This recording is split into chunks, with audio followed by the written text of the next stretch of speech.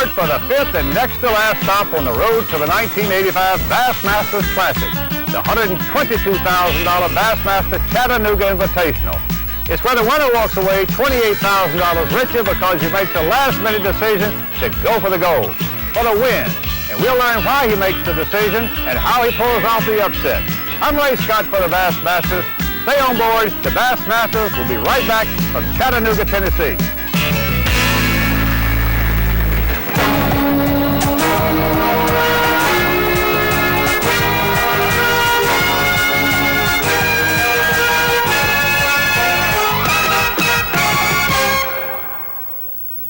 There's a bass out there ready for the record book.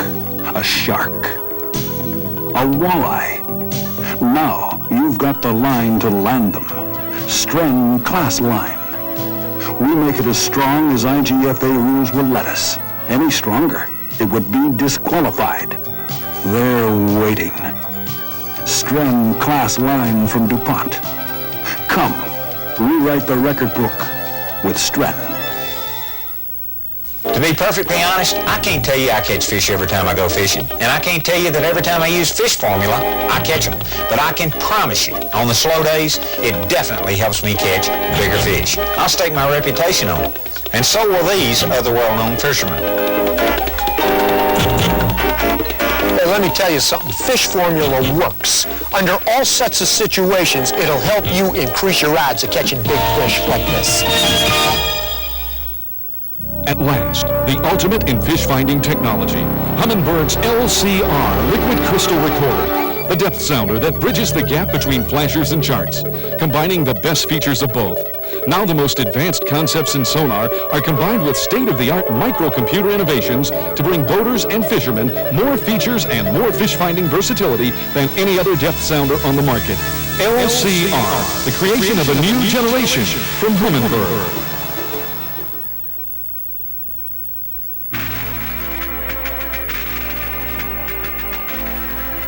Chattanooga, next door to the out-of-doors, 6 miles from Chickamauga Lake. It's an area rich in history, an area where Chattanooga's most famous Civil War engagement, the Battle Above the Clouds, was fought on a cloud-shrouded mountain in 1863. The heavy cloud cover prevented Confederate soldiers from supporting their comrades on the slopes below. Slopes so steep that cannon and musket balls rolled from the barrels of the weapons as they were aimed downhill. Union troops conquered the Confederates that day on Lookout Mountain, climaxing the 2-month battle for Chattanooga and opening the way for Sherman's capture of Atlanta and the famous March to the Sea. Now, some 120 years later, only 6 miles from this mountain that stands like a sentinel over the city, there's a different kind of battle about to begin. A classic kind of struggle on Chickamauga Lake. A struggle of man against fish and fisherman against fishermen. Chickamauga Lake is 7th in a series of 9 reservoirs on the main stem of the Tennessee River. It's a 35,400-acre impoundment that winds its way among hills and flatlands for 59 miles. Although Chickamauga has a good bass population, it's not a lake known for an abundance of big fish or heavy stringers that mean important pounds and ounces that add up to points for these bass anglers as the road to the Bassmasters Classic nears its destination. With only one other tournament remaining, it's a make-or-break situation for many Bassmasters who are marginal on points, those who need heavy strings and qualifying points to make the cut to the final 35. But while the Classic is the ultimate goal, these bass anglers take it one cast, one fish, and one tournament at a time. And they know this is a tough test. Chickamauga is a power-generating lake and subject to fluctuating water levels, a tough condition anytime, but particularly now as the bass enter the spawn and pre-spawn periods. And this rising and falling water is one reason why some feel the victor will come from local angling ranks. There'll be 6 of the top 10 will be locals.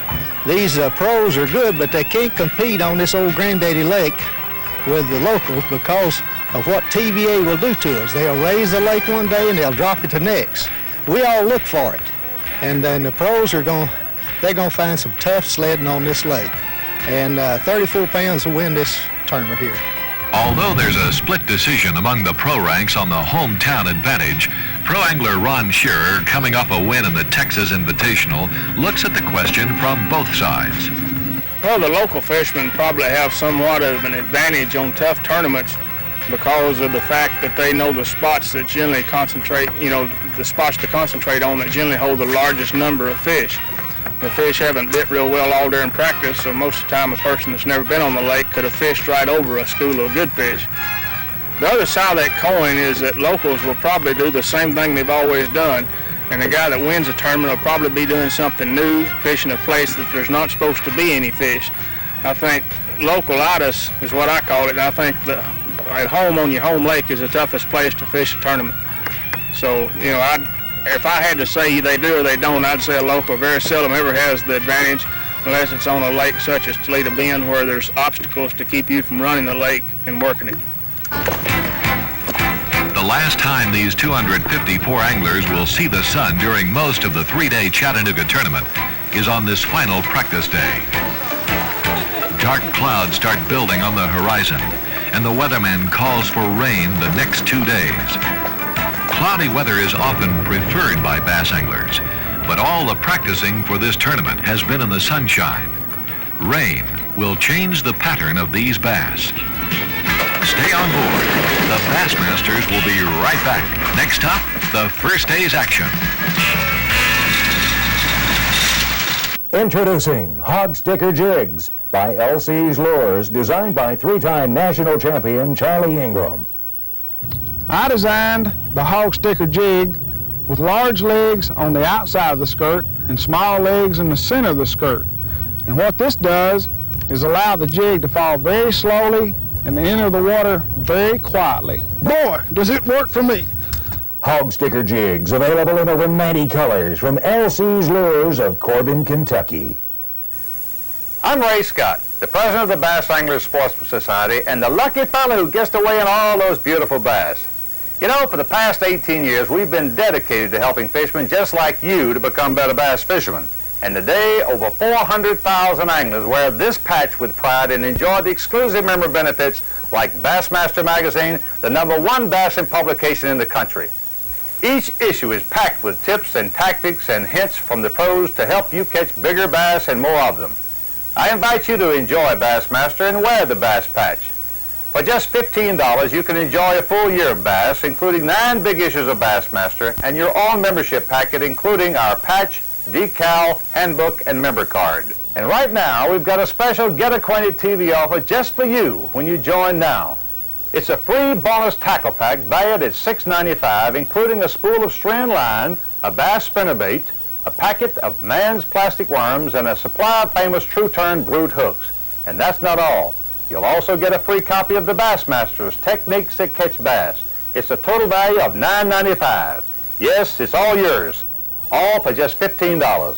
So grab a pen or pencil because I'll be back with more information on this special offer, or call now toll-free 1-800-543-1300. All right, Tackle Pack, P.O. Box Bass, Montgomery, Alabama, 36141. Major credit cards accepted. Bass are object-related fish most of the time. They'll seek structure and objects like grass beds, brush, and logs to concentrate on and in. But in low light levels, such as early morning and evening, and during cloudy weather, they'll tend to spread out, disperse over wider areas.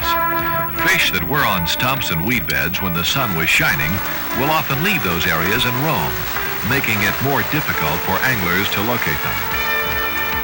Although many of these anglers spend most of the first day exercising their casting arms and attempting to locate the fickle fish, in any Bassmaster competition, someone will always catch more than others. There's always a leader. Watch the scales as we release the fish. 17.50. Folks, let's give them a hand.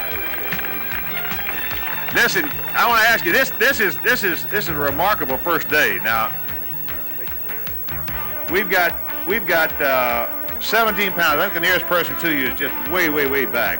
What happened? It stays that way, right? Yeah. Let's look at your big bass. The largest bass weighs 6 pounds, 11 ounces.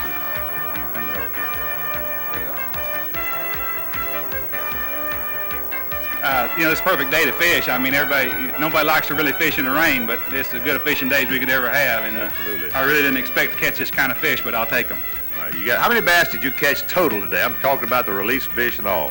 Probably 20. I caught 2 keeper fish is all. That's good. You caught a total of 9 keepers and brought you 7 big ones in. Right.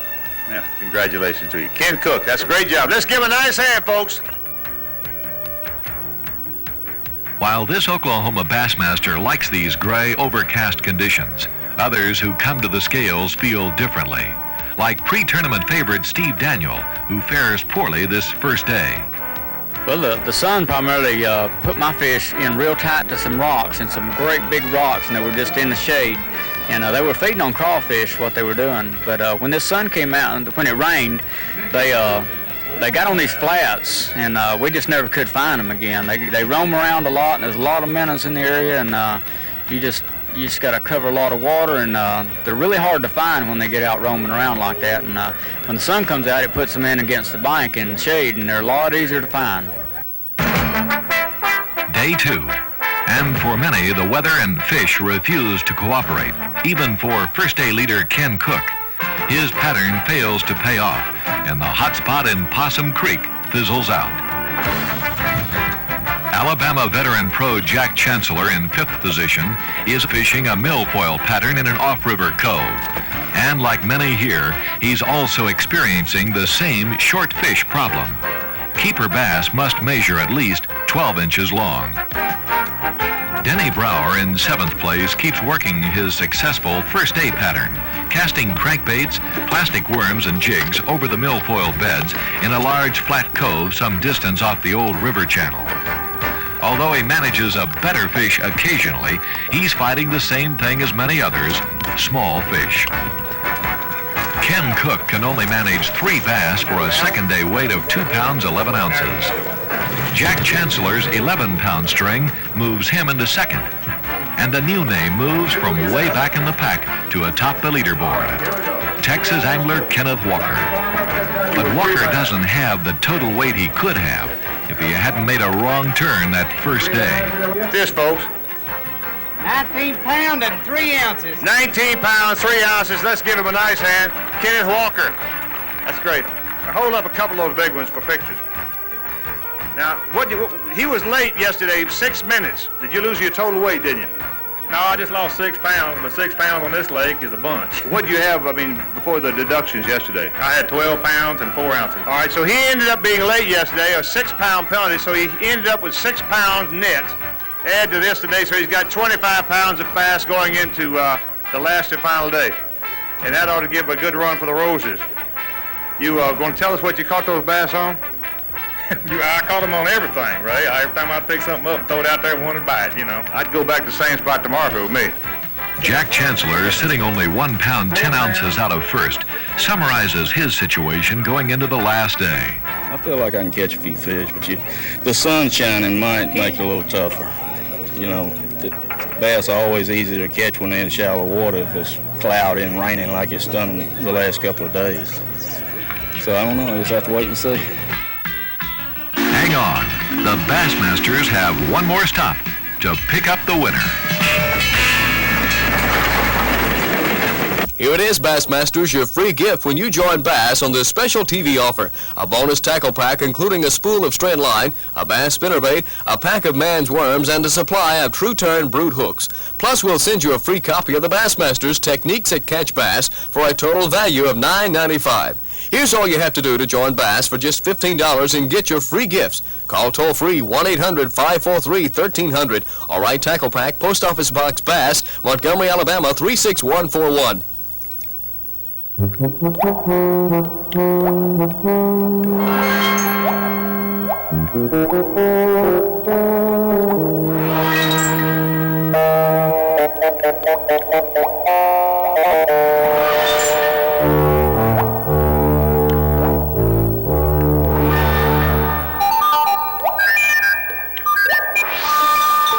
The revolutionary fish formulas are used by the world's best fishermen.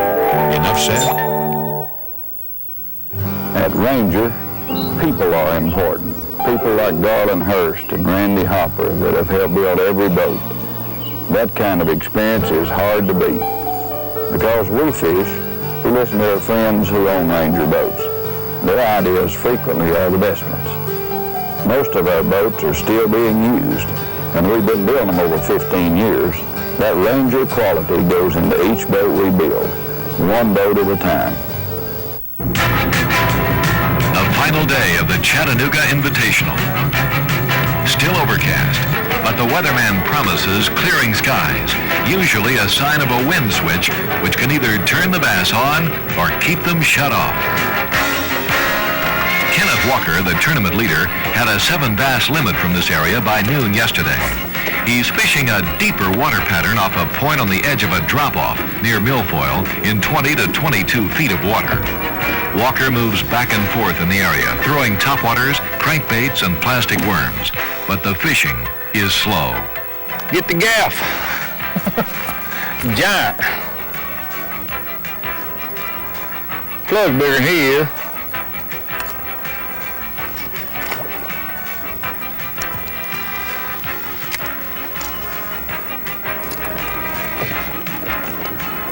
The Texas angler moves across the cove to fish rocks near a bridge. He caught a good fish from this area yesterday and is hoping for a repeat.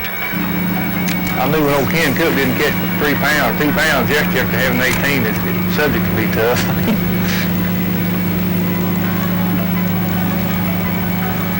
Man, that 6 pounds I lost by being late that first day is gonna make a big difference in the paycheck. Jack Chancellor is still catching fish, but they're small. This Alabama pro has been a bridesmaid more than once. He's never won a Bassmaster tournament, but has been so close several times. He needs big fish to win. In 5th place, California's Gary Klein, who yesterday caught a limit weighing 15 pounds, explains why he selected this particular spot. Probably the main reason why I picked this type of area is on my way out here I was thinking of the time of year and what type of fish would I be trying to find. And the fish I felt that I would be looking for would be either fish that were in the process of spawning or had already spawned. And usually your best spawning areas are in the back of major creeks on flats. During my 3 days of practice, I burned a lot of gas and I ran the back end of every major creek on the entire lake. Plus I'd rented an airplane and it had flown over the lake. This creek here was very obvious that it was a big flat in the air. And then I came up here and practiced and did quite well. I made one little pass through the area and caught 10 fish and never went back to it until yesterday. I was looking for creeks that had mainly dead wood in them, some type of stumps. There's one. Get the net.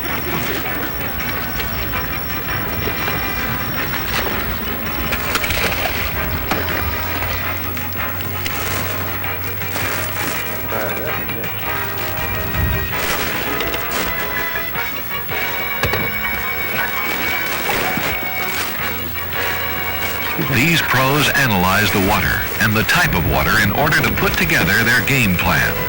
Taking everything into consideration, including boat running time, can make a big difference.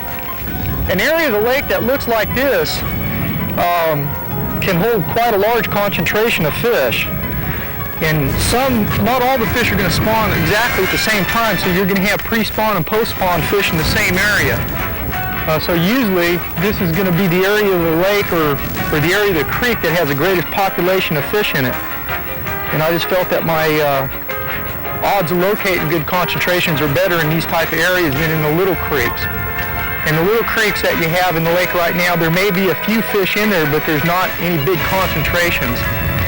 And I don't know the lake well enough to try to establish a pattern and run it all over, as far as trying to fish all the little creeks. So I wanted to find a big area that I could just work and just stay in it all day long. Kenneth Walker, with time running out, knows he must catch fish to stay at the top. Yesterday I was gone to 11 without having one in the boat yet. Kind of hard to slow down a fish ride, ain't it?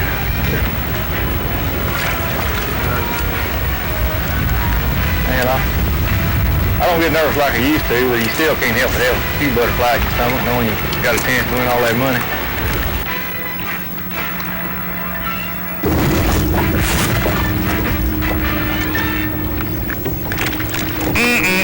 Blame my bay, is it? As the final hours of the $122,000 Bassmaster Chattanooga Invitational tick away, the sky's clear, but the winds come. Strong, gusty north winds that whip this impoundment into a flood, sending some anglers to protected areas, others to the weigh-in area early. But one angler makes a decision that will greatly affect the outcome of this tournament. He elects to run 30 miles into the teeth of the wind and waves to play a hunch. Denny Brauer is going for the gold. 16 pounds. 16.9. 16.9, right on the break. All right, that's it. All right, we're going to weigh you a big one. 16.9. That puts him, without any question, in the lead. Now, the game is in the hands of the guys behind him. They've got to come in with heavy fish. What's the scale for the big bass? 7 pounds. 3 ounces. 3 ounces. All right, that's the big bass of the day for sure. And if I'm not mistaken, we have one larger bass, do we not, for the other days? 7.15. Folks, look at here. Ain't that beautiful? Denny Brauer. Denny, I don't think we've seen this in the course of this tournament. Just while they're holding those fish, tell me, now that this over, what in the world you did to catch these big bass? Well, I'd been fishing a grass line for the last 2 days, and I fished it. Why don't we let them back in the water before they die, Ray? Good enough. Away we go. Anybody want another picture quick? Hope you got it. I'd been fishing a grass line for the last 2 days, and today I stayed there till noon and hadn't been bit yet. I had one fish about 1.5 pounds. I banged against the side of the boat and knocked him off. It was real dumb. I told my partner I didn't need the net. He was too little. So I hope that don't end up costing me too much, but I had to make a gamble then. The wind was coming up, and I had a spot. It was a ledge on the river channel, about 30 miles further on up the lake. And I thought, well, do I want to go in this wind? I might not make it back, but I had to. It was the only spot I had that I thought the big fish might move in. And I went up there, and all we could do is blow down it in the wind. You couldn't even use your trolling motor. And I was throwing a crankbait. The first pass through, I caught the 5, 6 pound fish. Second pass through, caught the 7 pound fish. Third pass through, I hooked a 12 pound drum. That definitely got my attention.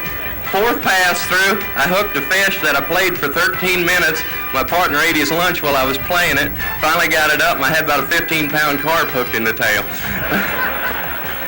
So he got real excited for about an hour, but we just couldn't catch any more fish beside the one keeper, and we were lucky to get back in. It's really rough out there, and I just hope nobody gets hurt this afternoon. Tell us very quickly, what lure were you using to catch those bass? This afternoon I was using a Bill Norman crankbait and the Fire Tiger pattern, a deep diving crankbait, just banging it down off of stumps right next to a little grassy ridge. And the fish today seem to be laying about 6 foot of water, holding tight to the stumps. And once you'd bang into a stump with the crankbait, if you just stop it, then a fish would jump on it. Fair enough. Let's give a nice hand, folks. Denny Brauer. All right. Although the bass in this tournament have been on the small side, Louisiana angler John Dean shows proof that there are some huge bass here. Watch the scale, folks. This is an all-time record bass for Tennessee waters for our tournament. 9 pounds and 3 ounces. 9 pounds 3. All right, thanks. You want to put it on the wall? Yes, sir, I would love it. It's the biggest bass I've ever caught. Folks, John Dean says it's the largest bass he's ever caught, and he has the right for a trophy. And how many more to put him on the wall, huh? There's only one angler yet to weigh in who can change the outcome of this tournament, Jack Chancellor. He needs 11 pounds and 5 ounces to tie for the lead. Otherwise, he'll be second place. He's got to have 11.5. Denny Brauer with 35. Denny Brauer is still leading the tournament. All right, let's put him on there. Limit of bass. 8 pounds, dead on it. All right, folks, let's give him a good hand. Now, he's not won this tournament, but he's still holding on a good, solid second place. Denny Brauer, a bass angler who came to win and went for it under conditions so adverse that he and his partner almost turned back. And the winner, with a total of 35 pounds, 2 ounces, Denny Brauer of Camden, Missouri. Let's bring him up.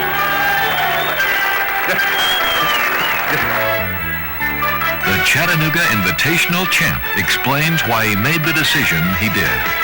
There's not that many tournaments you get the opportunity, and when you do get the opportunity, I figure I'll gamble every time and take the chance.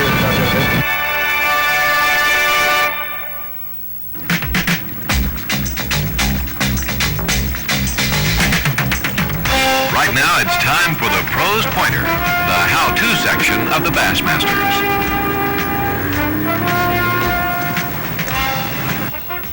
Loading today's bass boats on the drive-on trailers that are on the market now is very simple if you use the right techniques. One thing that'll help you to load your boat is pull up to the ramp with your empty trailer in a slight left-hand turn, enabling you to see your trailer out the left side of your automobile easier than out the right. The next key is to back the trailer in the water the proper depth. The most common problem is people backing in too far into the water. A good rule of thumb is leave 2 to 3 inches of your trailer fender sticking above the water.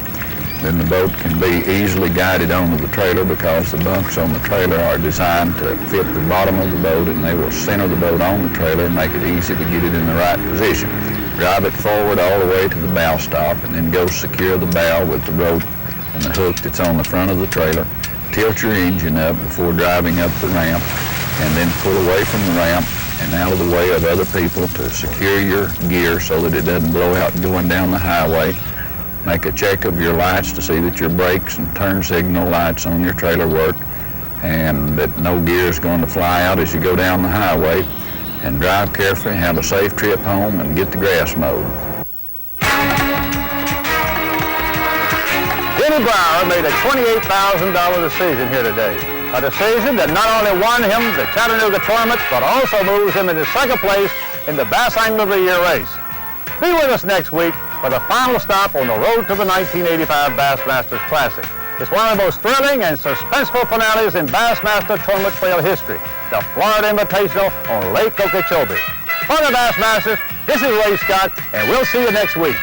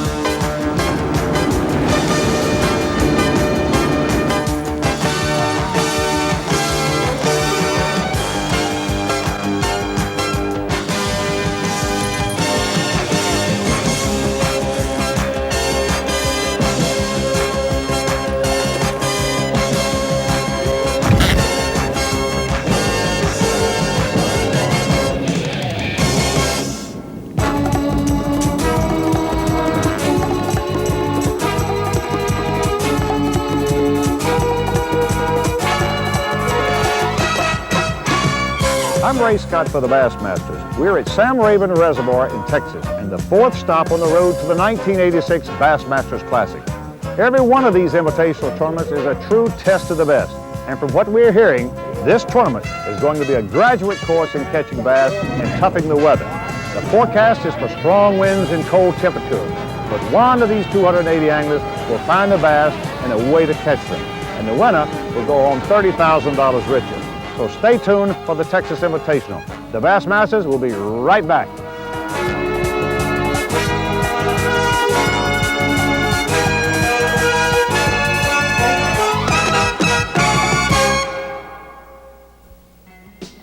At Ranger, safety has always been extremely important.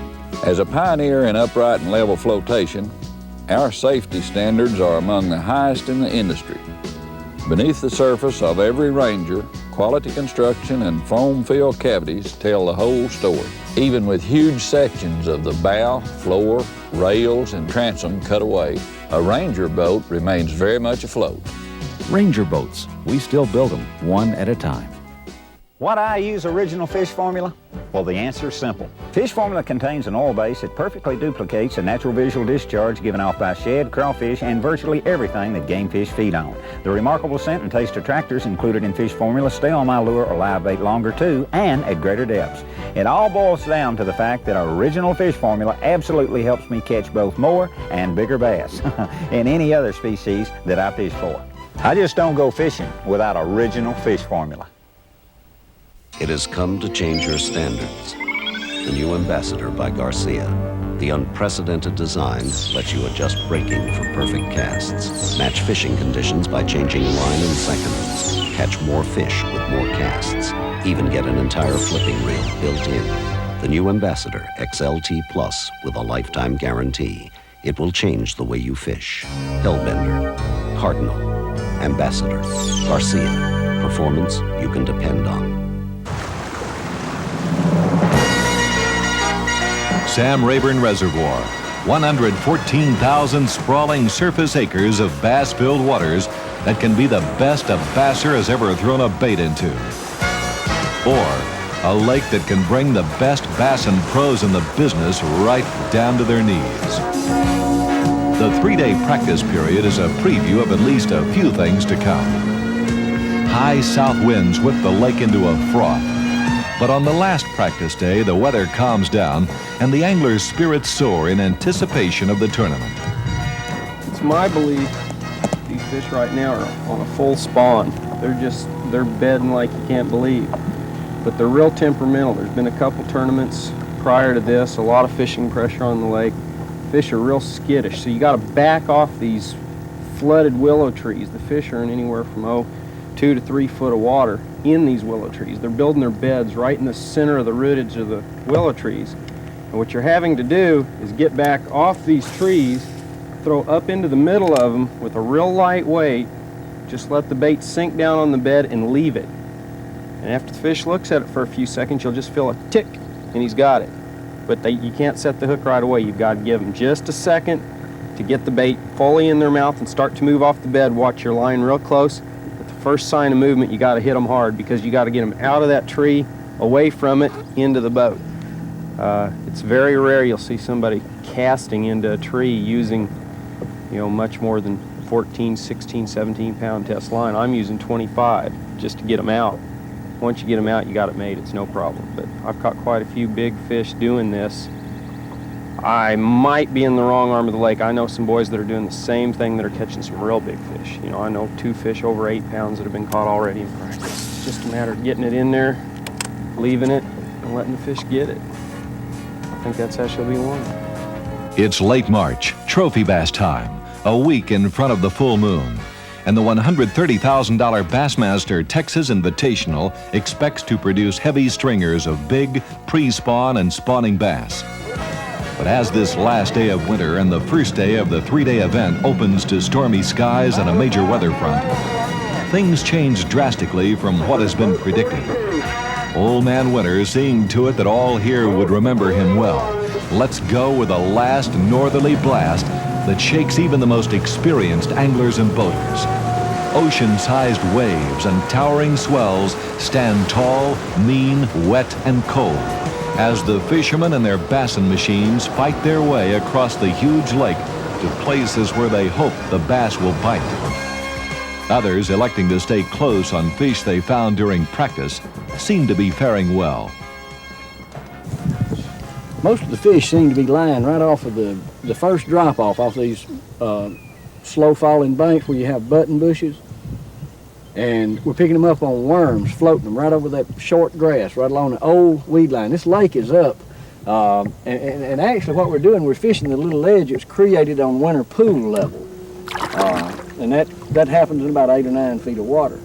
And the fish just seem to be laying in that grass right on the bottom. I guess we had a little front come in here last night and this morning, and the temperatures dropped off pretty good. And I think it just pulled the fish off of the flats out to the first drop off of the edge. And it's supposed to get down to 35 degrees tonight. And I don't know what that's going to do to them. I don't know whether we'll be able to catch them on this, have to change up tomorrow, or, I don't know what we'll have to do. Practice, we were catching them real shallow up in the button bushes, but this morning they've moved off. So hopefully we can continue to stay with them. Orlando Wilson located these fish in practice. Prior to the tournament start, they averaged 2 pounds each. With a 7 fish per day tournament limit, that would be 42 pounds if he can manage a limit each day. It certainly would be enough to put him high in the standings. But the Georgia Bassmasters 2-pounders have shrunk. Whether Orlando's small bass will bend the scales enough to put him in contention will be decided soon. Denny Brauer is going to jump up in the top 10, 5 or 2, maybe to 1. What's the top weight? 19 something. He's going to beat 19 something. 21-11. Denny, I believe you just moved into the lead. Didn't you win a bass tournament here one time? Yeah, I sure did, Harold. 2 years ago. Is this the same fish that you caught 2 years ago? Yeah, they swim back to the same old tree. Caught them in the same place? No, not really. Patterns have changed a little bit this year. We're here a little bit later, and we're having to do a few different things to catch our fish this time. It looks like you're doing the right thing, Denny. Congratulations. Hang in there. First day leaders cannot always go back and make a repeat showing. Denny Brauer knows that. But as an experienced professional, he knows what he must do. Basically, the fish are doing a lot of different things. Right now, they can be caught several different ways. 2 years ago, when I won this tournament, I won it on a jig, shallow, and the water was a lot colder. Now, the water is probably 10 degrees on average warmer than it has been the last few years. We're here a couple of weeks later, and it does make a difference on the different patterns we have to use to catch the fish. A lot more fish are scattered. They're not bunched up like they have been, so it's forcing the fishermen to cover a lot more water and do a lot of different things. We've got a lot of fronts going through. We've got the high wind right now. That's affecting, boat control, everything else. I think if the weather straightens out, the fishing ought to be better. But then again, the cold front's liable to slow them down quite a bit. So we'll just have to wait and see. I hope I can do what I did today 2 more days. Stay tuned as the weather and the fishing takes a surprise turn. The Bassmasters will be right back. You know, whether you're chasing the African leopard like this big one here or the American black bass, the challenge to the sportsman is the same. I'm Ray Scott, the president of the Bass Anglers Sportsman Society, and for nearly 20 years we've been helping fishermen everywhere meet the challenge of bass fishing through our own exclusive society benefits and our publication, the Bassmaster magazine. As a Bass member, you'll get 9 big issues of our magazine each year, and every single issue is packed with tips and tactics and down-to-earth information on how to find bass and how to catch them.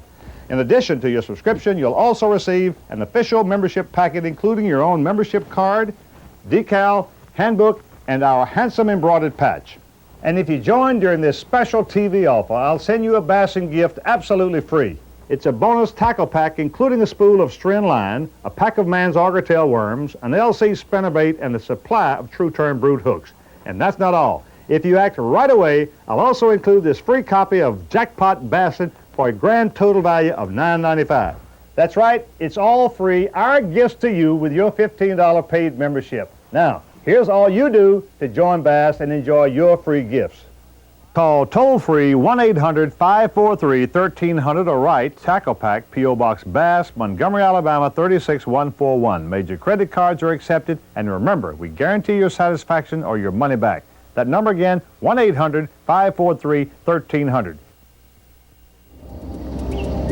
The future of fishing has arrived. DuPont introduces Prime Co-Filament, a whole new fishing line technology. Prime is 2 lines in 1. A tough, flexible nylon sheath and a strong polyester core for half the stretch of ordinary line. Less stretch for a line so sensitive you feel fish you didn't even know were there. With Prime, you set the hook faster with 3 times the hook setting power. Co-Filament Prime, only from DuPont. Day 2 of the Texas Invitational, the 4th in 6 qualifying tournaments on the road to the Bassmasters Classic. It's supposed to be cold but calm. And even though today is officially spring, the north winds once again howl as the Bassmasters fight their way to the fishing areas. Many here, like pro angler and television personality Jimmy Houston of Oklahoma, are fishing up lake. The area he's in predictably holds bass. But there's another reason anglers like Houston have come north: water temperature. Because south winds blow warm toward the north and north winds blow cold toward the south, the northern areas of an impoundment warm first. These warmer water temperatures mean the bass in the northern areas of the lake will start doing their spring thing earlier than their cousins on the south end of the lake, getting more aggressive sooner than those bass in colder water. But even though this may be the chosen place, man and machine pay the price for making the long and rough ride. They took a nosedive in one of those waves and it took that windshield right off. I really feel sorry for some of those guys in those shorter boats. This 390 takes it pretty good, but for them guys in those 16-foot boats, they're gonna be in a lot of trouble. Could be some boats swamped today. The rough water has kept many anglers from their best areas, making it difficult for them to get where they want to fish, and impossible to fish effectively if they can get there at all. And yet other factors are making the fishing and the catching even tougher. Falling water temperatures and a high barometer as a result of the cold front. The single worst set of conditions in bass angling includes muddy water, cold or falling water temperatures, a bright sky, north winds, and a rising barometer. About the only thing these Bassmasters aren't experiencing is muddy water. The conditions are tough. Now, folks, Jimmy Houston coming aboard. Jimmy is solidly in third place with over 15 pounds of weight. Today weighs in a full limit of 7 bass, and the weight 10 pounds 3 ounces. Jimmy Houston. Now, Jimmy, I want to congratulate you. That's going to keep you up. I'll have a tally. I'll have a tally in a moment. What was the weather like out there this morning? I know you went to some big water. Well, it's awful rough out there, and I'm fishing down at the other end of the lake, and it's kind of rough getting there. But my problem is really not getting there. I've got a big 390 Ranger. It's not mine, it's my wife's, but she's letting me use it. But I'll probably tear that thing up for her here. But anyway, it's you can get there okay, but my best spot where I caught my bigger fish yesterday, I had a couple of 3s and a 4. I just can't fish it. The waves are real high out there, and all I can do is just sit there and look at it. It's out there, away from where I'm fishing. All I can do is get in on the bank and catch those little bank runners and little bitty Kentuckies, and they're not very big. I did have one look like about 4.5 pounds, so you see the other fish didn't weigh but about a pound apiece. And but I couldn't fish it. I've gone out there and tried a couple times, but it's too rough. Why don't you make the wind quit blowing? Well, we'll have a meeting about that tonight. Thanks, Jimmy Houston. Let's give him a nice hand, folks. One more day. What do you feel like this fishing is going to do generally for all of these fellas, including yourself, with one more day to go? Well, I'm afraid I can't be real optimistic. We're getting on the back side of the front, and that's usually the worst time. And even though we're cussing the wind right now, if that wind dies, it's probably going to get a little tougher, especially if it gets cold at night. We got a little too much wind. I wouldn't mind the wind staying up there a little bit, but it makes it rough to move around. Yeah, we appreciate it. One more day. Good luck to you. See you tomorrow. Denny Brauer, the first day's leader, comes to the scales. All right, he's coming up right now. Denny Brauer, the leader through the first day. Give him a nice welcome. He's on the pressure strain now, folks. He has some top fishermen right on his heels. Has 5 bass today, and watch the scales. 13 pounds, 6 ounces for Denny Brauer. Denny, congratulations. Now, you're still holding the lead at the moment, but the pressure's moving in. What kind of day did you have? Well, yesterday I had an exceptional day. I think I had 12 fish on and got 11 of them in the boat. Today I had 9 fish on and got 5 of them in the boat. What happened? I don't really know. It's just one of them things that happens in the game of fishing. You're only going to get a certain percentage in the boat, and today was one of them days the percentages didn't really go my way. I had one fish just right out in open water, probably 5-6 pounds. Had her up and coming, and she just come off. So, that happens to everybody. That's part of it. And you just dropped the worm completely? Just dropped the worm? I dropped the crankbait, right? I see. Okay. I'm trying to trick him into telling me what he's using, but you can't fool him. They don't tell anybody. Go ahead. Well, there's too many good fishermen out here to be telling too much. Well, tell a lie if you tell anything. Well, we can all tell them lies, but it'll all come out tomorrow. Oh, it will. Tomorrow's the day. Best of luck to you, Denny, and we'll see you tomorrow, and good luck. Thank you, Ray. Thank you, folks. Nice hand for Denny Brauer, folks. Stay tuned for Day 3 and the conclusion of the Texas Invitational. The Bassmasters will be right back. LCR 8000 from Humminbird. the liquid crystal recorder that makes charts obsolete. With features like totally automatic operation, total screen update, screen memory, and zoom and bottom lock with split screen viewing, the LCR 8000 does things charts can never do. Humminbird LCR 8000, the ultimate in fish finding technology. Why do I use original fish formula? Well, the answer is simple. Fish formula contains an oil base that perfectly duplicates the natural visual discharge given off by shad, crawfish, and virtually everything that game fish feed on. The remarkable scent and taste attractors included in fish formula stay on my lure or live bait longer too, and at greater depths. It all boils down to the fact that original fish formula absolutely helps me catch both more and bigger bass than any other species that I fish for. I just don't go fishing without original fish formula. Day 3, the wind finally dies, but the water temperature stays cool and the barometer high. The first day, these Bassmasters caught 868 legal-sized 12-inch bass and weighed in 34 7-fish limits. Yesterday, the second day, the catch dropped to 658 bass and only 10 limits. But what about today? Denny Brauer, the 37-year-old Camdenton, Missouri pro, leads North Carolina's Guy Aker by only 5 pounds, 14 ounces. When the situation is such that the bass are not biting well, a single 6-pound bass, of which there are many here, can change the standings in a hurry. And Brauer knows well this can be the case. He's fishing far upriver off a channel, flipping jigs in the heavy cover. The method of angling he's using is productive nearly year-round, but especially under conditions like these when the bass are not aggressive and must be coaxed into biting. Denny Brauer is considered a future superstar in professional bass angling. He started as a B.A.S.S. Federation angler in Nebraska in 1978. Later he moved to the Lake of the Ozarks in Missouri, where he started guiding and fishing tournaments. He's qualified for 4 straight Bassmasters Classics since making a full-time bid on the Bass Anglers Sportsman Society Tournament Trail in 1982. He won this Texas Invitational in 1984 and won the 1985 Chattanooga Invitational. Coming into this tournament, he's placed in the money 26 times in 36 BASS events and has earned over $90,000 as a BASS professional.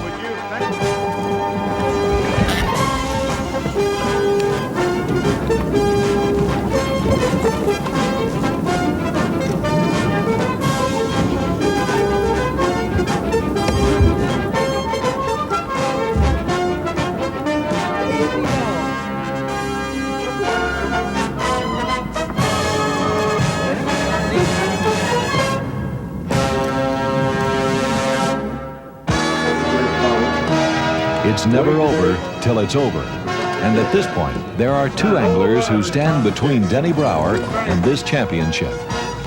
Guy Aker and Jimmy Houston. Brauer must have fish. And Denny's coming to scale right now. He has 4 bass. Denny Brauer is sweating bullets. And I know how he feels with 4 bass. He's in a crutch. He has a number of fellows pushing him. 9 pounds and 9 ounces for Denny Brauer. It's one of them days, Ray.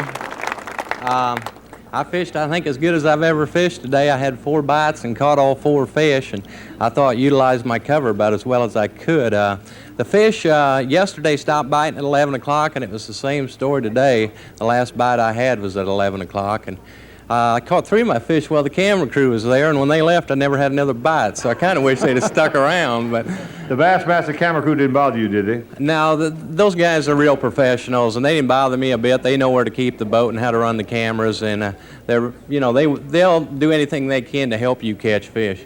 Well, let's do that. You have one fish in it that could be the difference in winning this tournament or not. And that's 1 large bass. Would you pull that bass out, and let's take a good picture of that. Here's the 1 fish, folks, that may be the difference. And we'll weigh this bass for Denny Brauer, and I think the fish will go, what do you think, 4 pounds, 3 ounces, more or less? That's about it, Ray. All right, let's put a basket on there if we may. I'm interested in knowing the weight of this bass. This could be a very, very critical bass. And the weight, 4 pounds, 10 ounces for the largest bass. Listen, you got to sweat some, friend. You've got some dynamite fishermen right behind you. I sure do. You know, there's a bunch of good fishermen here. Guy Aker, he's real close. That's going to make him have to work a little bit, but if he pops another good stringer, it'll be all over. So it's going to, you're right, I've got to sweat a while. All right, we wish you well. Let's give a nice hand, folks. Denny Brauer of Missouri. Guy Aker, in second place starting today, comes to the weigh-in scales. Guy Aker, folks, the scoreboard says is in second place with 29 pounds. Just barely 6 pounds behind the leader, Denny Brauer. Weight today, 6 pounds and 5 ounces.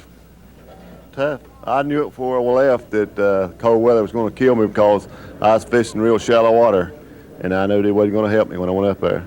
I had a fish look like a 8 or 10 pound. You can ask my partner to come up and bump a spinnerbait and turn right around and go back. I said that was a $17,000 fish right there. The last day crowd here on the banks of Sam Rayburn Reservoir await Jimmy Houston's arrival. But Houston, who needs 18 pounds 11 ounces to pass Brauer, comes up short. Denny Brauer has just won his second Bassmaster Texas Invitational title. Well, folks, it's time now to welcome and salute the man who we've just found out from the scoring table has won this tournament, Denny Brauer of Missouri. Let's give him a nice welcome, Denny Brauer. Denny, there's about 5,000 Bassmasters out there that congratulate you, and I want to congratulate you for a great job. Listen, you did something very unique. You went to an area that there's something different about, and I want you to tell us briefly what happened. Well, 2 years ago when I won the tournament here, I won it in Harvey's Creek, and you know, just about everybody else knew that, and there was a lot of pressure in there in practice, and there was still some fish in there, but I figured they'd get spread out amongst the fishermen, so I wanted to find an area that I could more or less have to myself, and I went way up one of the rivers, and this year we had a tournament a little later, and the water was a little warmer and a little clearer up there, and the fish were a little more active, and I found an area that was definitely remote. I never saw a tournament boat for all 3 days until today. Of one boat pulled into one cove, I had some fish, and of all people, it was Forrest Wood. And he was kind enough to pull right back out. It was just a terrific area up there. The fish were on the edge of a break line, and like I say, I think the lack of pressure really helped me catch them. Well, tell us what lure you were using, would you? I was using a black 5/8 Elron jig with Uncle Josh #1 pork rog behind it, and on 25-pound thread line, just pitching it back in the buck brushes, and then just sitting there shaking it in one place. The fish were real inactive. They were tough to get the bite, and the type of cover they were in, they were real hard to get back out.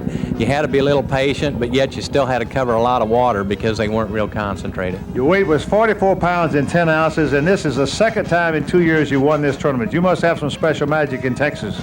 Well, I like to fish heavy cover, buckbrush and willows, and I like the flipping technique. And this here lake, this time of the year, the fish are up in that type of cover. And you know they're in there if you can just find that one cove that's got some good quality fish. And that was the key this time. The first day I had one cove that had a bunch of good fish and was fortunate enough to get most of them in the boat. Folks, that's the story. Let's give a nice hand. Denny Brauer of Missouri won the tournament again. Time now for Scholl's Pros Pointers, the how-to section of the Bassmasters. You know, a crankbait is probably one of the most versatile baits there is when you're searching for bass. You can take this bait, throw it up near the bank, and fish it from the surface to 12 or possibly even 14 feet deep, checking the bottom out all the way back to the boat. You know, I've used crankbaits in a lot of tournaments, and I've won a lot of tournaments with them, and I really believe that they catch a lot more fish than several other baits. Crankbaits normally run about 10 feet deep, but I use a method called kneel and reel, which is basically using a long rod and a deep diving crankbait and making an extra long cast, possibly even 40 or 50 yards.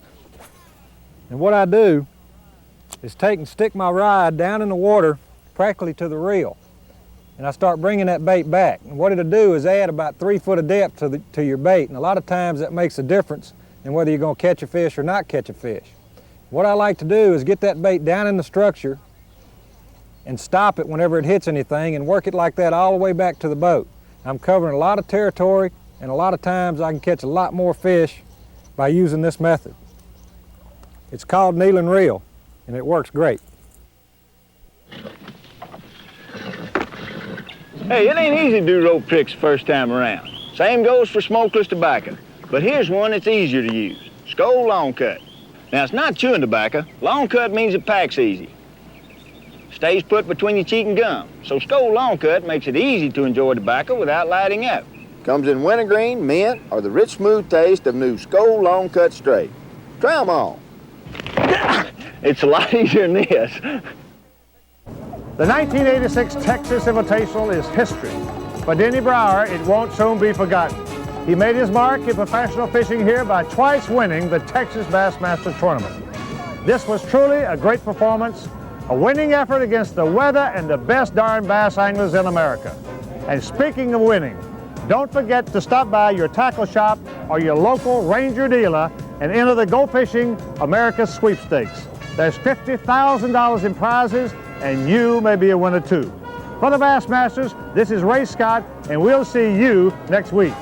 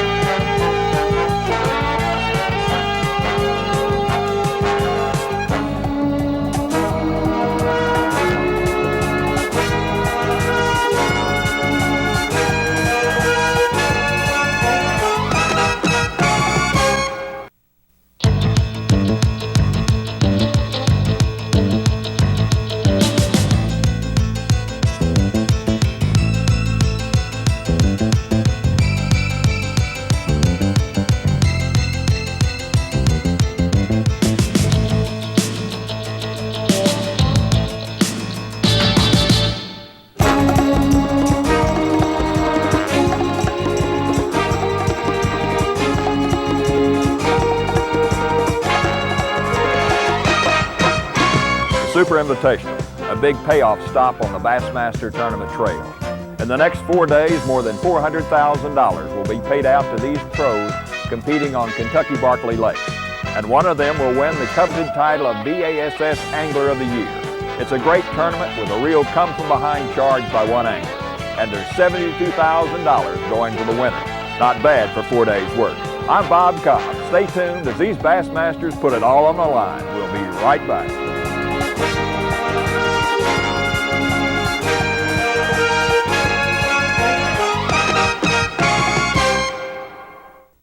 I'm going to take a look at the lures. Tommy and I are in the sporting goods department at a Sears store close to where we're fishing. And wherever we go on the tournament trail, there's a Sears store nearby. With name brand products like these dependable Zebco rods and reels. And a great lure assortment like Rebel, Cotton Cardell, Bomber, and Heddon. G-Finish lures, the finish that catches more fish. And it's helpful to every fisherman that Sears fishing tackle departments are customized to your local area. Sears, a great assortment of name brand products at low prices every single day. Shop at Sears where you get your money's worth. And a whole lot more. Kentucky and Barkley Lakes, more than 200,000 acres of bass-rich waters connected by a narrow canal on the upper end near the dams. Kentucky Lake, 184 miles long with 163,000 surface acres of water. By comparison, Barkley is a small 57,000 acre impoundment 65 miles long. The contestants may fish either lake or both during the competition. This is a 4-day invitational tournament, the Super Invitational. And at the finale on Saturday, one angler will be $72,000 richer. But for those anglers vying for the 35 berths in the Bassmasters Classic, the World Championship of Professional Bass Angling, the first 2 days are the big ones. That's because the pounds and ounces of bass these anglers catch the first 2 days are qualifying points for the Classic.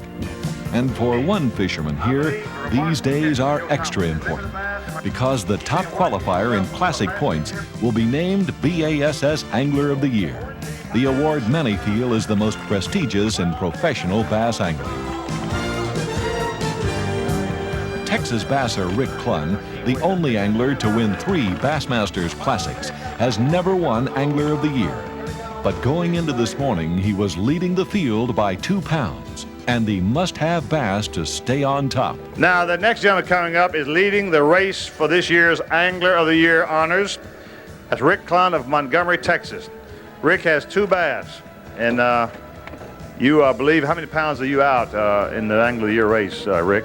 Well, I'm only 2 pounds ahead. There's about 5 to 10 guys that if they catch some fish, they're going to put pressure on me. But this lake, you can still catch a good string tomorrow, so I don't feel too bad. It's been tough on me all week, so I wasn't surprised today. I did have one good day during practice, and if I'm going to have to do that tomorrow. But there's one angler in this tournament who has proved more than once that he's capable of coming from behind. Let's weigh another limit from Denny Brauer of Missouri. Denny has a more remarkable bunch of fish. I believe this weight is what did you estimate of this weight? About 19 pounds. Never make 19 pounds. Never make it. Want to bet $1? Yeah. No, I ain't gonna bet $1. 20 pounds, 11 ounces. Give him the 11 because he's on him. 11 ounces. Hold up the two biggest bass. Let's get a look at them. Folks, I want to show you. Let me hold this big one. Would you mind if I give you a nickel? Have at it, Ray. I'm going to hold the big one. All right. Now hold me 2 more, 3 there. Get the fish too, Randy. Let's hold them all up. Folks, I want to show you what a fine-looking creel this is. Get a couple more of those big ones. We can't even hold them all. Now, folks, this is what makes a man smile and just jump up and down the bass boat. You get that ranger just trembling with joy. Oh, I'm telling you, all of them alive, beautiful fish. Slide them right back into the lake, Kentucky Lake, and let her go. Now, this catch for you, Denny Brauer, this being almost the last hour, tomorrow being the final day, this is going to put you in reach of the Angler of the Year race. Well, Ray, the Angler of the Year race is something that one of these years I hope I can be successful at winning. To me, that's the ultimate achievement in bass fishing. And the last 2 years, I've been leading or in second place going in the last tournament and figured out a way to blow it. Now, this year I was in 13th, and that's pretty unlucky, but I don't know, today it seemed to work out pretty good. Now, I was 20 pounds behind, and it's pretty hard to make up 20 pounds in 2 days, but at least it's going to lock me into the Classic for sure now, and all I can do is go out tomorrow and try to bust 30 pounds. Well, for your record, for the record, I would say at this moment, Bob Cobb may testify to this, that he is currently, and as of this minute, you are leading the Angler of the Year race. All right, I take it back. I must correct that. He is 6 pounds behind Clun. Clun had a very slow day with 2 bass, which is exceptionally rare for him. Well, there's so many variables out there right now with the yo-yo in water, and the wind just keeps flip-flopping and doing a lot of different things. I'm very subject to not weighing a fish tomorrow. And if the current gets right and some things get real right, it could be real good, or Rick could have 20 pounds. So it's wide open. All right, let's give a nice hand, folks. Great fisherman Denny Brauer of Missouri. Day 2 of the Super Invitational. At the conclusion of today's weigh-in, the 230-man field will be cut to 100. And then to 50 anglers for the final day. But the story today is the Angler of the Year race and qualifying for the Bassmasters Classic. 35 anglers will know tonight if they made the cut. And for some of them, today's catch is critical to qualify. Stay with us as these anglers pull out all the stops to make the Classic and survive the first elimination cut of the Super Invitational. The Bassmasters will be right back from Kentucky Barkley Lakes.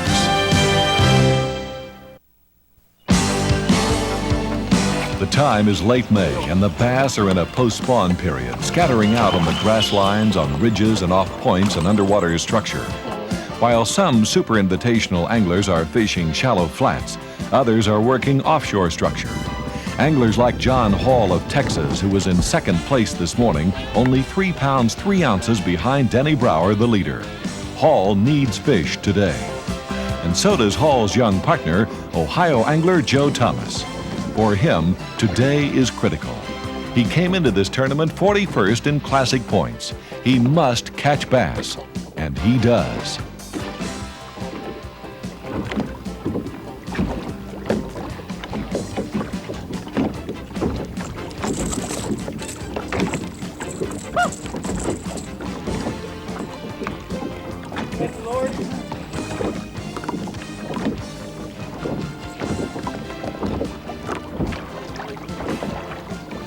His nose looked shut when he come by, and there wasn't no way I was going to be able to jaw him, so I just...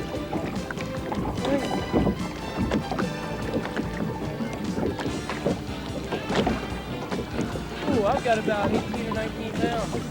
About 18 pounds. Woo. Thank you, Lord. That just done it for sure, guys.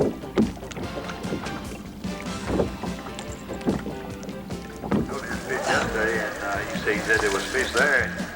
I can't believe you allowed yourself. And Joe's catch this second day makes the difference. This young man started on our circuit 4 years ago at age 21. He's been working himself professionally every year, getting better and better. And today, I believe with a little bit of luck, 5:15 yesterday, Ray. He had 5:15 yesterday. He will make the classic for the first time. This is a remarkable catch for Joe Thomas. A limited bass, am I correct? Correct. Watch the scales, people. 21 pounds, 4 ounces, 14 ounces. You know, the classic's everything. It's the Super Bowl. It's the World Championship of bass fishing. Everybody looks at it, and that's been a dream of mine since I've been 10 years old, reading about all the Rick Cluns and the Roland Martins and all my heroes. Was someday I was going to be up there and I was going to go fish the classic with them, and it looks like, Ray, today is the day. You know, I've been one of your greatest supporters. You know, Ray, you really treated me great. Sometimes I come up here and you know I'm down, and you put your arm around me, and you kind of feel like my dad, you know, all these years. But you left that one out, son. But you know, Ray, you've just been great, and Bass has been great. It's done a lot for me. The fishing industry's been great to me. I've done a lot for where I'm at right now. I'm making a living at it, and I'm very happy. Everything's going just fine. Lord's kind of blessed you too, kid. You know, I got down on my knees in the boat today, Ray, and I said, "Thank you, Lord," and I meant every word of it. Amen. Let's hear it, folks. Thank you, kid. Good luck to you, Joe. You're on your way, boy. See you in Louisville. And now Denny Brauer. Has he pulled it off? Will he win Angler of the Year? The man standing behind me, Denny Brauer, who had a remarkable catch of 20 pounds, 11 ounces, got to have 13 pounds to tie. 13-1 to move ahead. And we watch the scales. 13 is the magic number, puts him in the lead for Angler of the Year. 15 pounds. 15 pounds, 6 ounces, which puts him back in the lead of the Angler of the Year. I don't know, Ray. I lost a fish this afternoon that I really felt was the fish I needed to do it, and I hope when it's all said and done that fish didn't cost me anything. I had 14 good fish on the last 2 days, and I landed 13 of them, and when you know it, when number 13 bit, he got off. So I think I'm going to become superstitious before this is all over, but I'm just real thankful to have caught the fish I caught so far, and you know, if it works out that I win Angler of the Year, I don't know what to say, because I had a long way to come. You had a long way to come, but you've had a heck of a day. Yesterday with over 20 pounds, and today's remarkable catch. You do have some sweat to do. There's still a few other fellows that can pass you before this day is out. Then you still got to worry about 2 more days to win the biggie. Oh, you really do. You know, there's half the field's capable of popping a 20-pound stringer anytime they hit the water, and I'm sure Rick Clun probably hasn't weighed in yet. And, yeah, that'll give me an ulcer for the next few minutes. But, you know, if it's meant to be, Ray, all I can do is go out and fish as hard as I can every tournament. If it works out right, it works out. And if not this year, maybe next year. You in there, kid. We're pulling for you. Let's give a nice hand. Denny Brauer, Camden, Missouri. There's only one angler who can once again make Brauer a bridesmaid, Rick Clun. The atmosphere is electric as Denny's wife Shirley nervously awaits Rick's weigh-in. This is Rick Clun, ladies and gentlemen. He has 4 bass. He's got to have 10 pounds and 4 ounces to win the Angler of the Year race above Denny Brauer. And I don't know, we're going to weigh him quickly, and let's see. And he's looking for 10 pounds, 4 ounces. 8 pounds, 15. 8:15. Now here's a man who has somehow he's won 3 classics. Nobody in history has ever done that, folks. He's a leading money winner and never won Angler of the Year. Now, it's possible to do this, but it just shows you the uniqueness of this tournament. Less than 2 pounds from Angler of the Year. You know, what can I say? All year I haven't fished well enough to win Angler of the Year. You know, I had a bad tournament at Rayburn. I'm not having a good tournament here. I would have been surprised if, with what I've done at those 2 events, if I would have won it. You know, Denny's done a good job, and I congratulate him. He's been close before, and he deserves it. He works hard, and he came from a long ways back here to do it, so he deserves, you know, the honor of winning it. Let's give him a nice hand, folks. He's still in there. We'll see more of him tomorrow. Nice catch today. Denny Brauer, the B.A.S.S. Angler of the Year, a goal he set for himself many years ago, an achievement he has barely missed the last 2 years, an honor that will be bestowed on him in front of his peers at the Bassmasters Classic. Stay tuned as the bucks get big the last 2 days of the Super Invitational, and watch as history repeats itself in a different way. The Bassmasters will be right back. You know, it really didn't surprise me when the New York Times reported that President George Bush claimed that his favorite magazine of all was Bassmaster magazine. You know, for over 22 years, Bassmaster magazine has been helping improve the fishing skills of everyone from great presidents to great weekend anglers. I'm Ray Scott, and whether you're a beginner or a seasoned angler, to catch more bass, you need to join the Bass Anglers Sportsman Society. Your exclusive member benefits include 10 big issues of Bassmaster magazine, a handsome membership packet, and much, much more. Plus, if you join now, you'll get absolutely free this terrific tackle pack worth $9.95. So call toll-free. Here's how. Call 1-800-543-1300 to join Bass. In addition to 10 big issues of Bassmaster and full membership credentials, you'll get a free tackle pack, including augertail worms, Berkeley trilene line, Man's Baby 1- lure, and the free book, Bass and Magic. That's 1-800-543-1300. Day 3, and the Bassmaster Super Invitational field has been narrowed to 100 anglers. Denny Brauer, who won nearly $9,000 for his first 2 days of fishing here, leads Texan John Hall by only 2 pounds 5 ounces. Kentucky Lake is known as a largemouth impoundment, but more and more smallmouth are showing up, like this acrobatic cousin of the largemouth.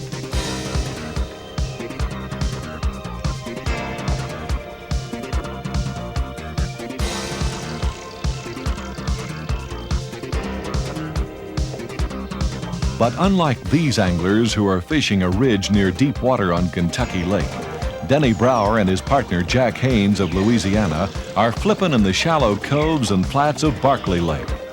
The area they're fishing is nearly 100 miles from the weigh-in site at Paris Landing State Park Marina. Brauer has a reputation for traveling great distances to fish, usually far, far away from other contestants.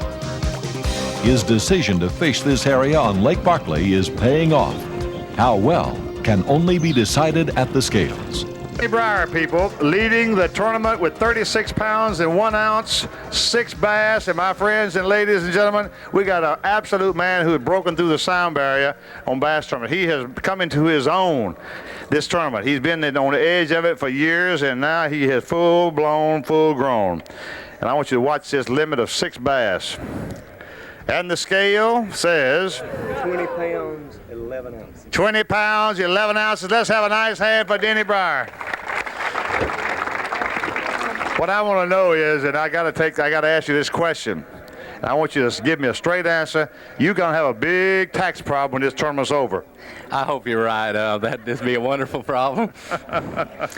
Ray, I tell you, there's another day left. There's a lot of good fishermen. I don't really know what anybody else has out there, but I was hoping to kind of blow it open today. I had the right bites fairly early, and I just couldn't get the 7th fish, but I'm just thankful to get the 6 I did get. At least they were the right bites today, and I didn't lose any fish. I've only lost 1 fish this tournament, and, you know, things are going my way without a doubt. We've got one more day. Would you just give us any hint as to what lure you're using, or would you rather wait another day? Well, I'm definitely not throwing a topwater bait. Thank you very much. That's a great help. I appreciate that. I'm not going to press you anymore. Denny, congratulations. Don't leave us. We want to talk more with you later. The 4th and final day of the Super Invitational. Brauer is tired. He's traveled over 1,000 miles by boat since the start of this tournament. As Denny and today's partner Gary Klein of Texas start this last day, Brauer's tremendous lead over John Hall looks comfortable. A cakewalk. But there's always Murphy's Law. We had a little trouble right off the bat this morning. We got just about 70 miles, and we had about 20 more miles to go, and the prop shaft broke. Just one of those things. I've probably run 1,100 miles this week wide open, and that's pretty hard on the equipment. She finally went, and so we're sitting here just waiting on another boat to come take place, and I managed to catch a 3-pounder a little bit ago, so that makes me feel a little bit better. But help is on the way, in a way that's almost a rerun of the 1986 Super Invitational. At Tennessee's Lake Chickamauga, Denny did not make the cut. Zell Rowland did. But then Zell had mechanical problems, and to the rescue came Denny Brauer, who loaned Zell his boat. Zell went on to win the tournament. Today, the role is reversed. Zell brings his boat to Denny. As the anglers trade rigs, the question must arise as to whether Denny's good luck will continue to hold. My good luck has changed to bad luck, without a doubt. I'm getting the same amount of bites today as I did yesterday, but my bites today are either the wrong species or too small. We've got plenty of time to catch all the fish we need if there's fish on the spots we got left. We probably got 2 hours of fishing time and 2 hours of running time. Next 2 hours are going to be real critical for us. And the final weigh-in. Now, folks, the leader of this tournament, Denny Brauer of Missouri, with 56 pounds, 12 ounces, a solid 3-pound average for the first 3 days, brings in 2 bass, and I believe enough without some absolute miracle, he's going to win this tournament. Let's watch very carefully. Weight, full, make it 5 pounds, 0 ounces. Let's give him a nice hand. I believe we've got us a champion here, but we'll know more in a minute. Tell me, Denny, you went out today. I know you felt like you wanted 5 to 10 pounds of bass if you could possibly get it just to put an absolute lock on that lead. Well, I really want to go catch another 20 pounds, Ray. I just don't trust these guys. And this lake, with all the fish it does have in it, and there's a lot of big fish, there's some, you know, somebody could break a record, and you're never satisfied. You need to go out there and fish as hard as you can. Today, things didn't quite go according to plan, but I was thankful just to get the 2 fish I did. Well, I think you may have won this tournament. Now, this will be quite a victory for you, and a lot of money, as a matter of fact. Oh, I'm definitely excited about that. You know, everything this week has just went real good for me, so the few problems I had today, I can't complain at all. It appears Denny Brauer could have stayed in bed and still been $72,000 richer. 61 pounds, 12 ounces, Denny Brauer of Missouri. Denny, wonderful, wonderful job. You have come, this has been probably the full bloom of your flower in bass fishing. I'm very proud of you. And I remember when you started, and we've talked about this before, but this is a remarkable feat. Oh, this has been a very exciting week, Ray. Nothing could have went better. I'm just, you know, I couldn't be happier, without a doubt. Well, I want to say on behalf of you, I've been watching you over here, and a lot of the local people congratulating you on your victory. This man is more than just a good fisherman. He's a good man like nearly every pro I know. We're very proud of these men, and here's a man who was in the concrete business for years and dreamed of being a professional bass fisherman. Now he's making a great living and doing the thing that all men dream about doing, that's fishing for a living. Denny, we want to congratulate you. You won an awful lot of money, but most importantly, the honor that goes with this victory. Oh, yeah, you know, it's quite an honor with the competition the way it is nowadays, the quality of the field. It really means a lot to me to win one of these tournaments, and plus the Angler of the Year on top of it the same week. That's absolutely unbelievable.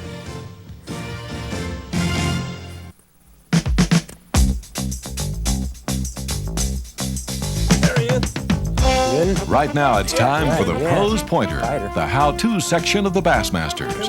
Brought to you by Delco Voyager Marine Battery. Something you always got to make sure, Chad, is that point of that hook is always good and sharp. You need to take a little file and just make sure that point is real good and sharp. It takes a couple times on each side. A good way to check it is on your fingernail. You want it just sticky sharp, so that it won't slide. If it slides, the point's not sharp enough. You don't really want a cutting edge. You just want that point sharp so that it'll start into the fish and make a small hole going in, but that'll catch real easy.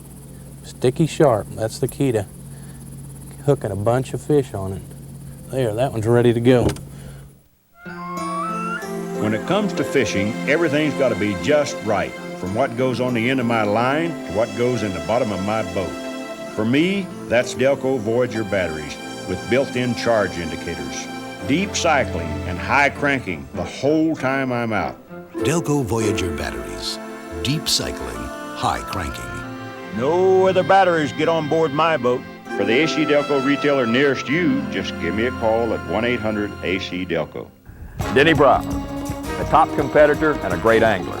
Next week, we'll join another super bass fisherman, Randy Fight of Texas, who's regarded as one of the best deep water structure anglers on the pro circuit. We'll be with Randy as he demonstrates his techniques, from finding bass on structure to lure selection and proper retrieve methods. It's a great bassing lesson. For the Bassmasters, this is Bob Cobb. We'll see you all next week.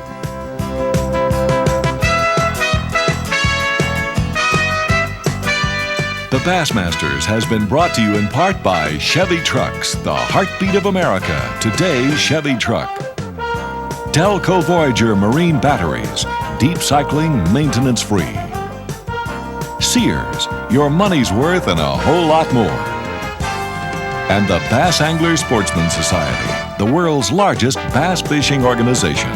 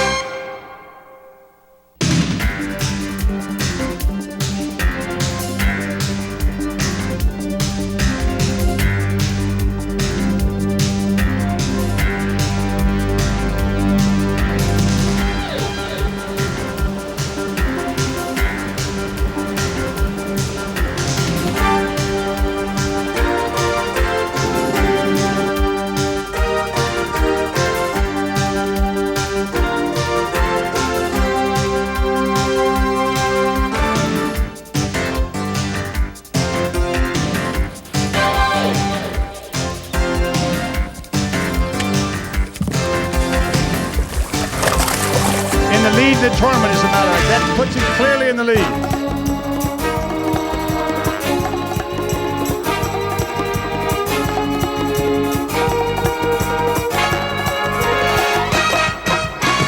The scoreboard at a bass tournament hardly tells a story. Sure, you know who's catching fish, but how they're doing it is the key. A bass tournament is like a big funnel. Pick the winner's brains, pour in the information, and what drips out is a pure how-to lesson. Today, our Bassmasters TV cameras are at the $231,000 Virginia Invitational at Buggs Island Lake on the Virginia-North Carolina border. We're here in May, late spring, perhaps one of the toughest times to suit up for a tournament. The largemouth bass, for the most part, are in the post-spawn pattern. The fish were in tight on the shoreline cover, but the lake level is rapidly dropping, pulled down over 1.5 feet since practice started 3 days ago. Also, changing weather conditions will play a role in the outcome. How the tournament leaders adjust to keep up with the fish-catching patterns is a textbook lesson in post-spawn bassing. And it's certainly a how-to session that'll produce more bass-catching action for you. Stay tuned. I'm Bob Cobb. The Bassmasters will be right back with first-round action from the Virginia Invitational.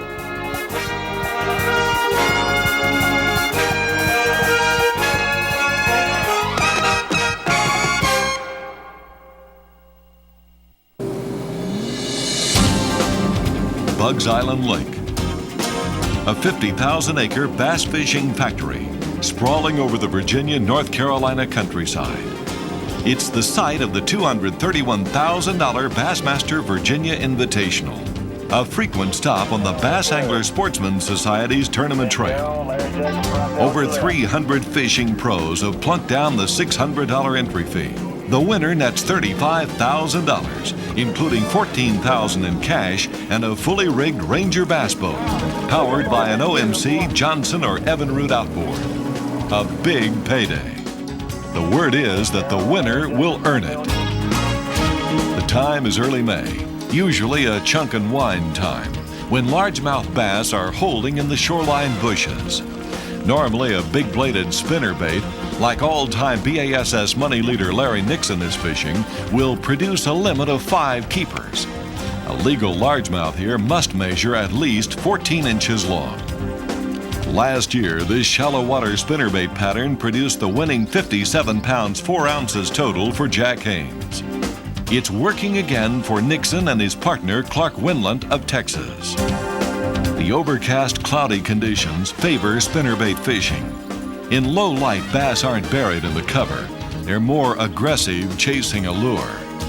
But as good as the shallow water bite is this morning, there's no guarantee it'll hold up for the next 3 days of competition.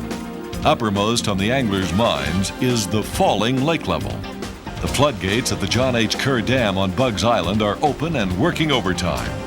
Best estimate is the lake level will drop almost 3 feet during the tournament. However, today the bite is strong. Homer Humphreys of Louisiana has hooked a keeper-sized largemouth on a spinnerbait, fishing flooded pole timber on points in the Nutbush Creek area. Flipping a soft plastic crawlworm in shallow flooded brush is working for Jay Yellis of Texas, and he doesn't waste any time getting a fish in the boat. But Gary Howington of Gadsden, Alabama may have heart failure trying to get this Bugs Island lunker on board. This bass could be worth a $1,000 bonus as the day's big bass at weigh-in.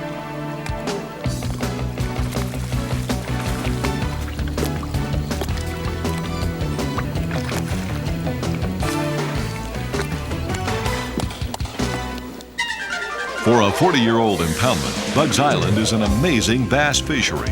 The over 7,700 pounds weighed in at the 1992 Virginia Invitational set a record for 5 bass limit tournaments, and big bags of bass are coming in today. Mickey Bruce of Georgia takes the early lead with 20 pounds 3 ounces. However, a 4-pound plus average won't be good enough. Here's Gary Klein of Texas, the top-ranked angler on the B.A.S.S. trail. 20 pounds, 10 ounces, bingo. New leader. There he is, folks, and they're all giant fish. They're all on 4, 5, and 3, 3.5, and he is going to be a man to beat, I can tell you. I would wager we've got close to 100 limits today, and here you are with a record. What's going on? I covered an awful lot of water today. I basically fished both ends of the lake. My partner had a little area that we went into, and he and I hit like 5 nice fish in a row, so it worked out good. 117 5 bass limits are weighed in.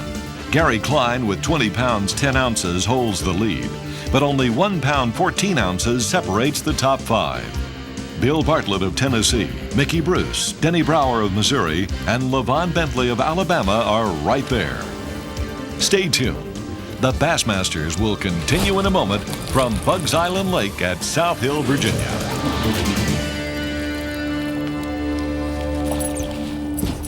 Nope.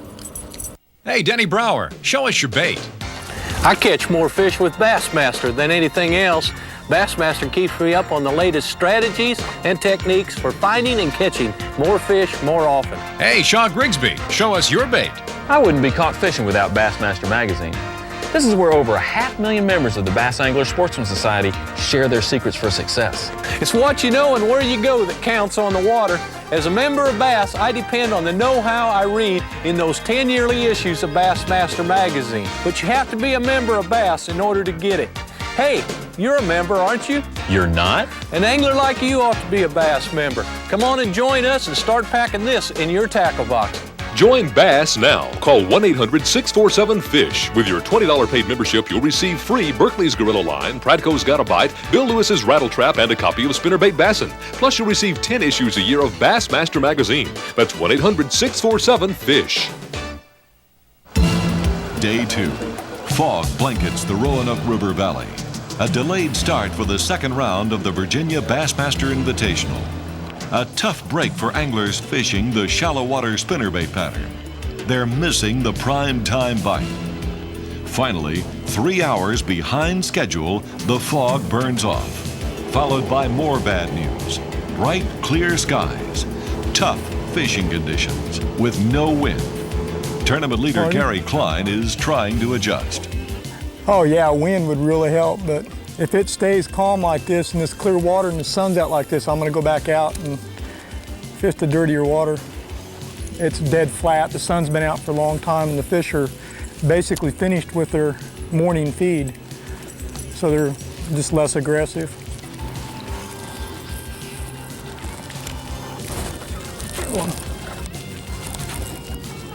There's a nice fish.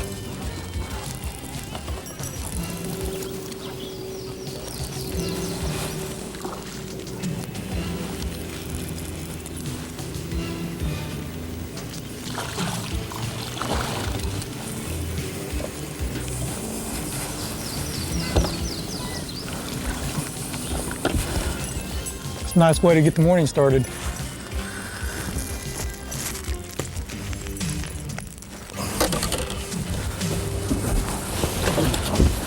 LaVon Bentley in 5th place thinks the conditions have the fish confused too. Seems like the fish on this lake's doing a little bit of everything. They're all wanting to bed. It seems like some are just moving up out of deep water. And these water conditions are really keeping them confused. Also keeping some of us confused. That majority of these fish are keying on the old bank line, the buckbrush out that you can't see. I think they're doing that because the water has been continually falling for about a month now. You catch the fish early, I could, with a spinnerbait up sort of shallow. But then after about 2.5 to 3 hours, they would, it seemed like they would back out and key on that outer brush. I think the fog this morning, getting a 9:30 start, is going to hurt a lot of people, including myself. Mickey Bruce in 3rd place yesterday is also struggling. Big difference between yesterday and today. Man. I don't like the looks of none of those bushes. From the looks of things, the standings are going to change too at this afternoon's weigh-in. But Mickey Bruce checks in with a 5 bass limit. He figured the fish out. He takes the lead today with 11 pounds and 14 ounces. Let's give him a nice hand. Takes the lead. Boom. Man. We lost a lot of the low light hours, and I had to change around and do a little bit of things different, but I managed to beat out 5, and I'm tickled to death. You got the lead. Congratulations to you.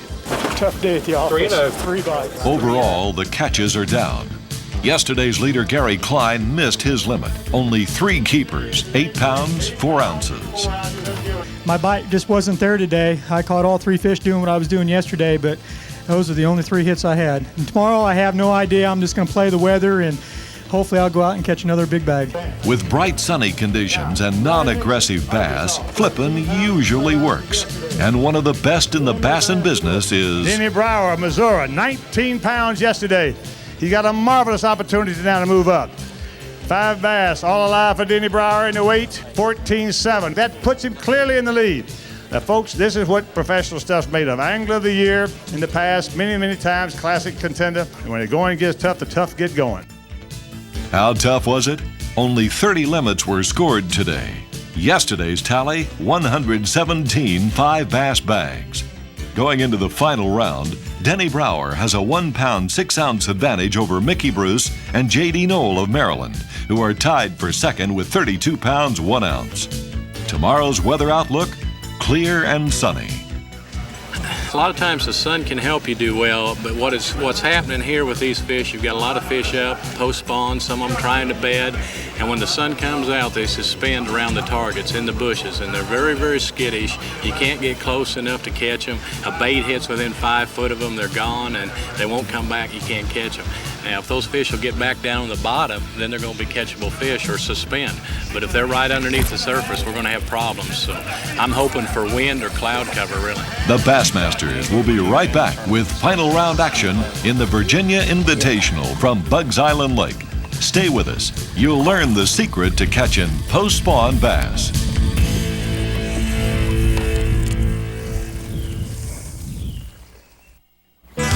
Tournament leader Denny Brauer is fishing way upriver in a creek off Bugs Island Lake.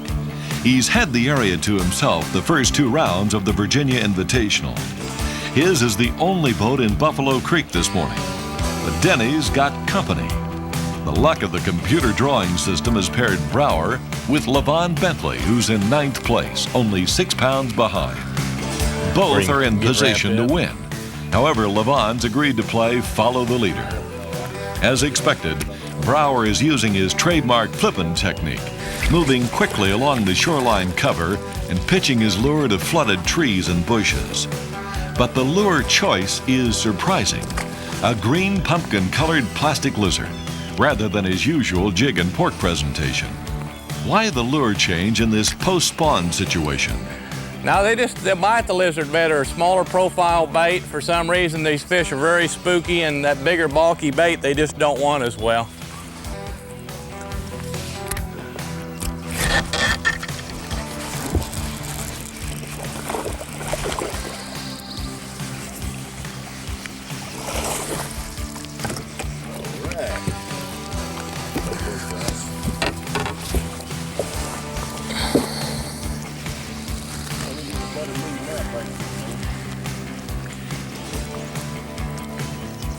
got a dentist.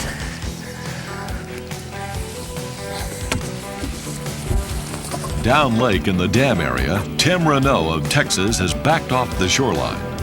Renault in 5th place is fishing a Carolina-rigged lizard on a break line off a red clay point.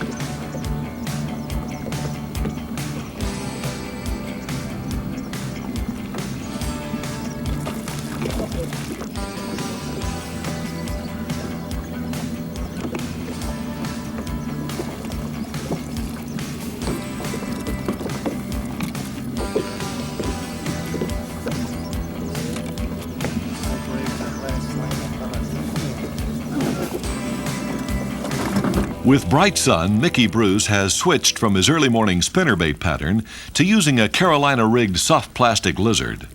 Bruce in 2nd place and partner Tim Loper of Tennessee are getting strikes, but they don't measure up to the 14-inch size limit.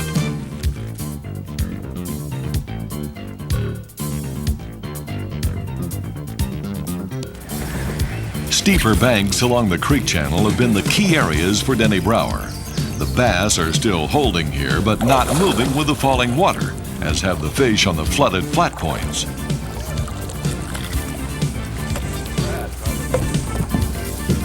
Tim Renault and partner Linda England of Tennessee are getting quality bites, just not many strikes. With the floodgates open and a strong current over the clay point, the bass seem to move up at odd times to feed, perhaps when bait fish are pulled into the area.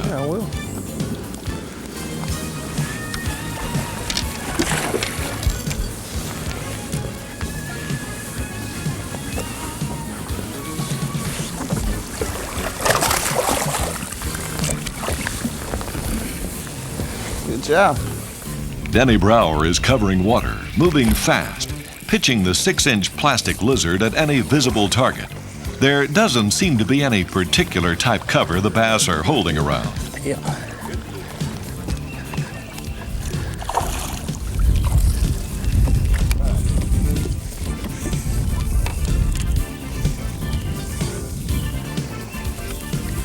Wish you'd have caught that one earlier. With a breeze picking up and a ripple on the water, Mickey Bruce has switched tactics. He's pitching a spinnerbait around deeper, flooded bushes near the points on the main lake. Not my day. Broke my spinnerbait. Fish won't even keep, I don't think.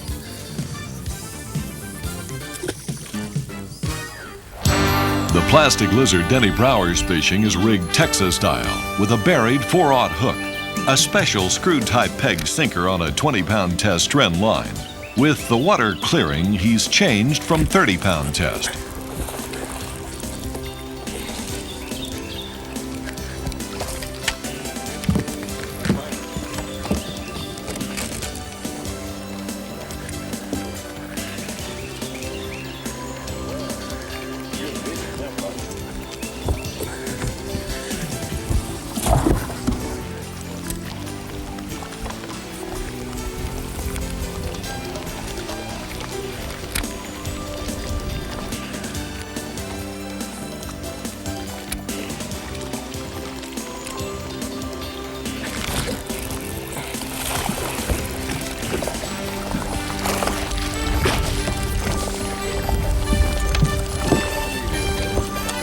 Denny Brauer's got a hot hand.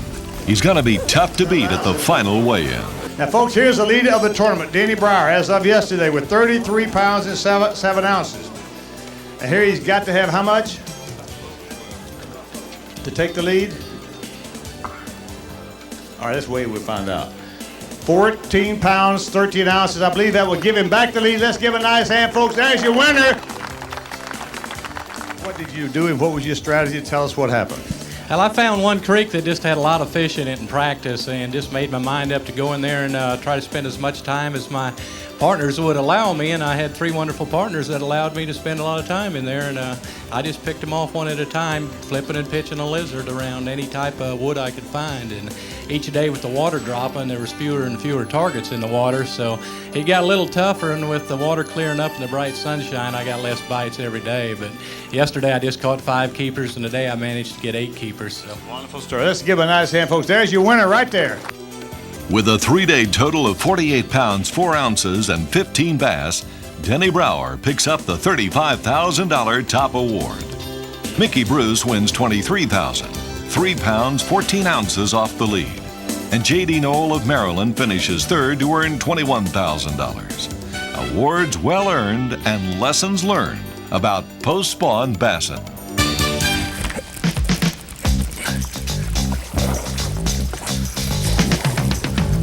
Right now, it's time for the Pros Pointer, the how-to section of the Bassmasters. Brought to you by Wrangler, the most comfortable jeans known to man. Something a lot of folks have trouble with is when to use plastic bait and when to use the jig and the pork frog or the jig and the plastic trailer. And what I normally do, I love fishing jigs, and especially in cold water. They're bulky bait, they settle slow, and they're a good big fish bait. But when fish go into a post-spawn type of situation, like what we had in this particular tournament, a lot of times they're real finicky eaters, and you need a more subtle presentation, a bait that doesn't put out the bulky pressure waves of a jig. And a lizard's a great way to go during post-spawn and spawning fish. And that's kind of what I've done this week. It's just stuck with the lizard, made a lot of presentations. And what I've basically done with this bait is bushes like this. As the water's falling, the fish were keying on the outer edges of the bushes, and I was making little pitches like that, making soft landings, letting the bait go straight to the bottom in the middle of the bush, shaking it a couple times, and getting it out of there if I didn't have a bite, and putting it into the next bush. Covering lots of water, standing on the trolling motor. There weren't fish bunched up in any areas. These post-spawn fish are scattered fish, and one key to catching them is moving. Cover a lot of water because they're not bunched up like other times of the year. Post-spawn, a tough time to figure out the bass. The key to winning, of course, was staying ahead of the changing conditions. Another great win for Denny Brauer. But of course, he seems to be at his best when things are the toughest. Next week, our Bassmasters cameras join Ray Scott and 2-time Angler of the Year Gary Klein for another lesson in seasonal patterns. Gary reveals his crankbait fishing strategy and how to let bass tell you what lure color works. The special episode was taped at Ray Scott's 55-acre lake in Alabama, designed as a bass fishing challenge. For the Bassmasters, I'm Bob Cobb. See you all next week right here. The Bassmasters has been brought to you by Chevy Trucks, the most dependable, longest-lasting trucks on the road. AC Delco Parts, it's like buying time. And the Bass Angler Sportsman Society, the world's largest bass fishing organization.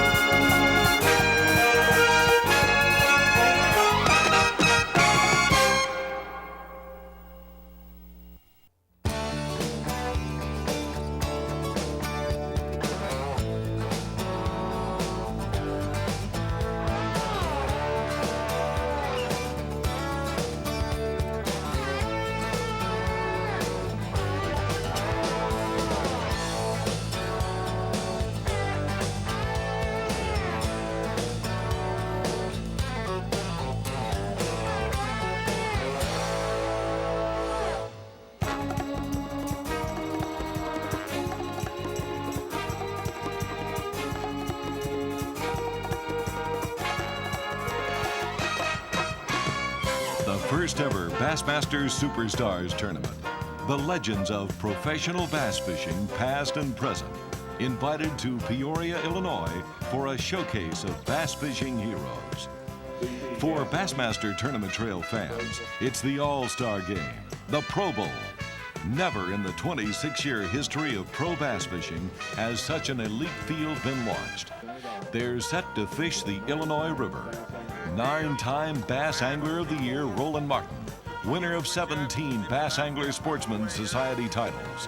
Rick Clunn, 4-time winner of the Bassmasters Classic World Championship.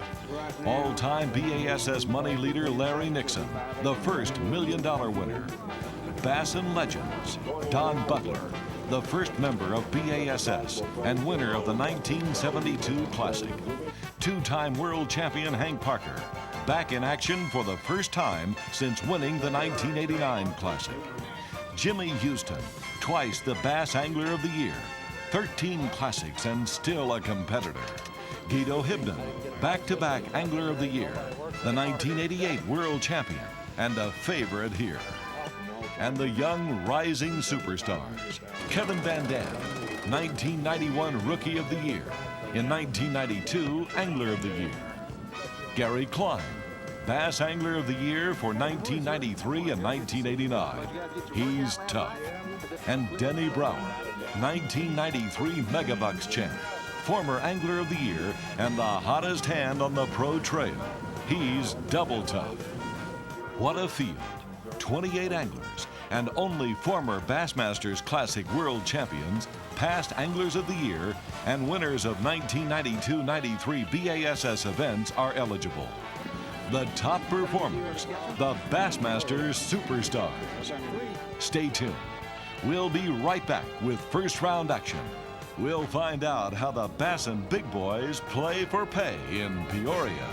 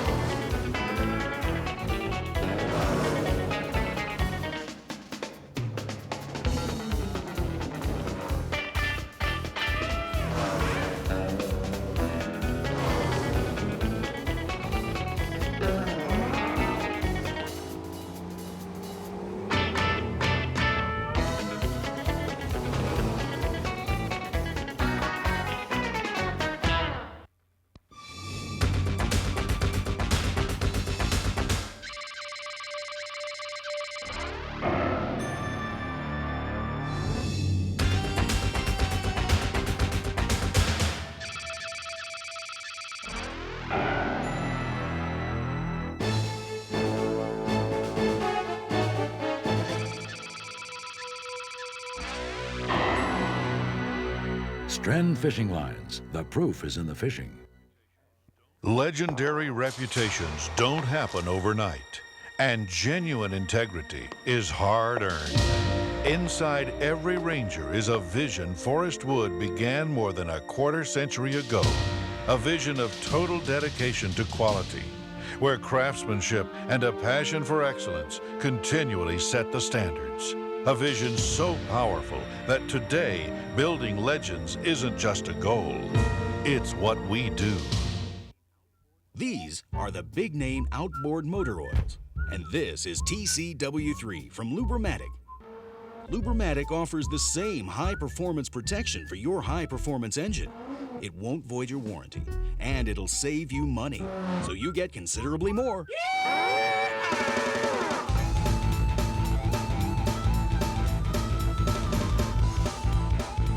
Lubramatic TCW3, available at your local marine supply store. The Bassmasters Superstars Tournament, an all-star attraction launched at Peoria, Illinois. A 3-day tournament worth $50,000 to the winner. For the state of Illinois and the city of Peoria, it's worth much more. After years of efforts to curb pollution and improve what many regarded as a third-rate bass fishery, the Illinois River has made a comeback. The Superstars Tournament should showcase the results. Or will it? The time is early June, the summer of '93. the year the flood ruined a lot of hopes and dreams. High, muddy water is rolling down the Illinois.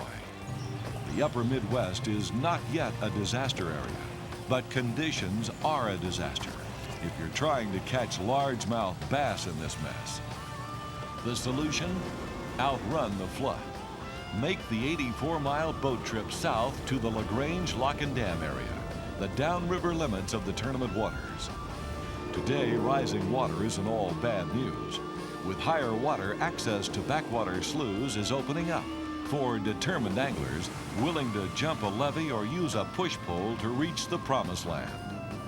Paul Elias of Mississippi, the 1982 Classic champion, believes this is the place. Some of them probably haven't even spawned yet, so the fish should be in these backwater slough areas. Veteran pro Don Butler of Tulsa, Oklahoma is fishing a backwater pond, an area flooding with the rising river. He's casting a spinnerbait. He's dandy. He's half a fish. Kevin Van Dam, the Michigan whiz kid, is alternating between flipping a soft plastic worm and casting a spinnerbait. Right now, the spinner is the winner.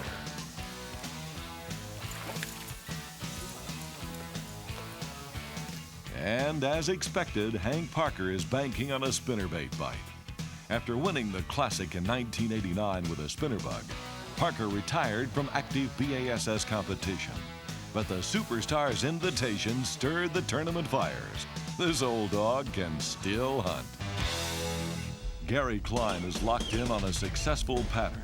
He's boated 5 keeper bass. Klein is flipping a plastic worm, working the cover along a steep bank. That's Klein's 6th bass, a tournament limit. And in the worst of fishing conditions, he's an angler to watch for sure at the day one weigh-in. But in this cast of Bassmaster Superstars, the sky's the limit. And when there's a pile of money around, never, never overlook Larry Nixon.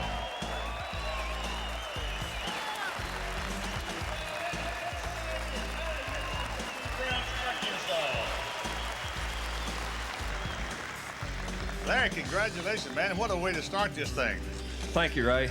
I'm very excited. I think yesterday you talked about muddy water, then you slipped and said, on the other hand, sometimes muddy water can be one of the great fish producers. Well, I tried to say that when I was talking up there. I wasn't saying that a mud hole is not a fantastic fishing hole. 12 pounds, 2 ounces, folks. Give a hand. Bingo. Tough conditions. But Shaw Grigsby of Florida has got his limit. 10 pounds, 13 ounces, and second place on the leaderboard. Followed closely by Gary Klein with 10 pounds, 11 ounces, and Guido Hibden with 10 pounds, 6 ounces. 6 limits are scored, including Roland Martin in 5th place and Tommy Martin in 6th. 8 anglers blanked this first round. And Guido Hibden's 3-pound, 13-ounce largemouth is the biggest bass among 77 weighed in. Stay tuned as the Bassmaster Superstars try to catch these Illinois river bass with the odds stacked against them. Hey. This is the most exciting concept since the introduction of the trolling motor. How many times have you been in heavy wind or current and wished your trolling motor had a supercharger? Well, now it can. Motor Guide's new Beast operates on 24 or 36 volts and delivers an incredible 65 pounds of thrust. Not only is the Beast the most powerful trolling motor alive, but it's the most efficient too. See the revolutionary new Beast. From Motor Guide, of course. Well, this old farm has seen 4 generations. We've always tried to emphasize to our children to give it the best they had. We go for quality, for safety, for security. I don't compromise on anything. Most people take brakes for granted. I have read where 1 out of 4 cars on the road need brake work. When I think of safety, I can remember Ray-B.A.S.S. as far back as I can remember. Find quality Ray-B.A.S.S. brake parts at your local Parts Plus auto store. Day 2. The Bassmaster Superstars are playing well in Peoria.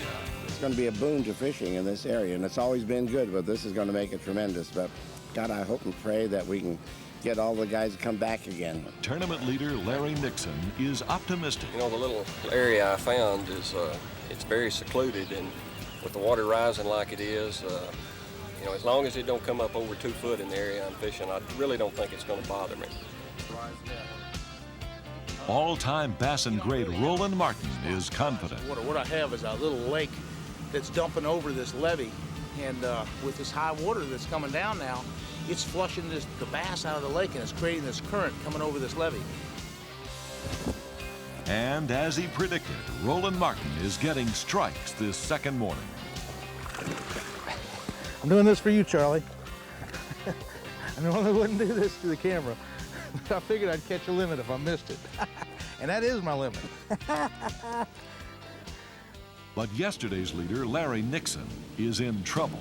Well, it's just one of them things that happens to you sometimes in tournament fishing. After a 60-mile ride this morning, I got into the little area that I found all my fish yesterday, and it had turned into a real muddy mess, and I hadn't had a bite today. I don't know what I'm going to do. I'm going to have to regroup, pick up the map, and start all over tomorrow. Shaw Grigsby in second place caught almost 11 pounds yesterday off this stretch of bank. Shaw's divided the 100-acre backwater lake with Guido Hibden, who's fishing the opposite side, a levee bank. Guido in fourth place has a floating fan club, and Guido's gang gets to cheer their superstar.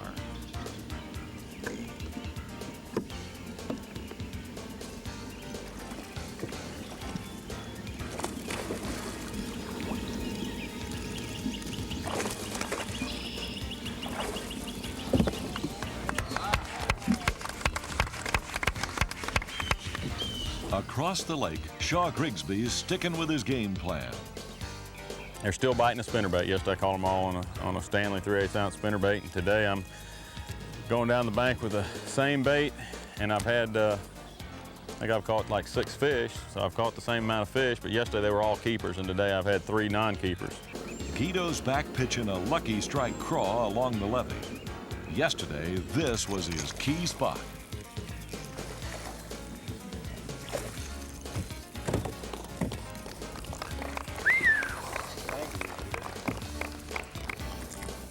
In professional bass competition, there's no time out for a lunch break. It's non-stop fishing. Tommy Martin grabs a sandwich, but doesn't miss a cast. Martin, in 6th place yesterday, won the 1974 Classic, his first year on the B.A.S.S. tournament trail. And he's going to be a threat to win the first Bassmaster Superstars.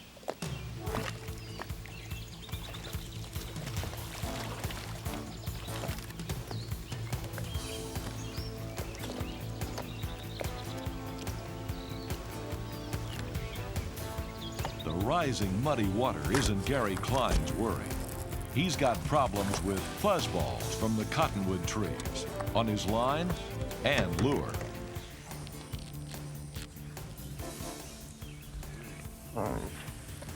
Take it any way I can get it.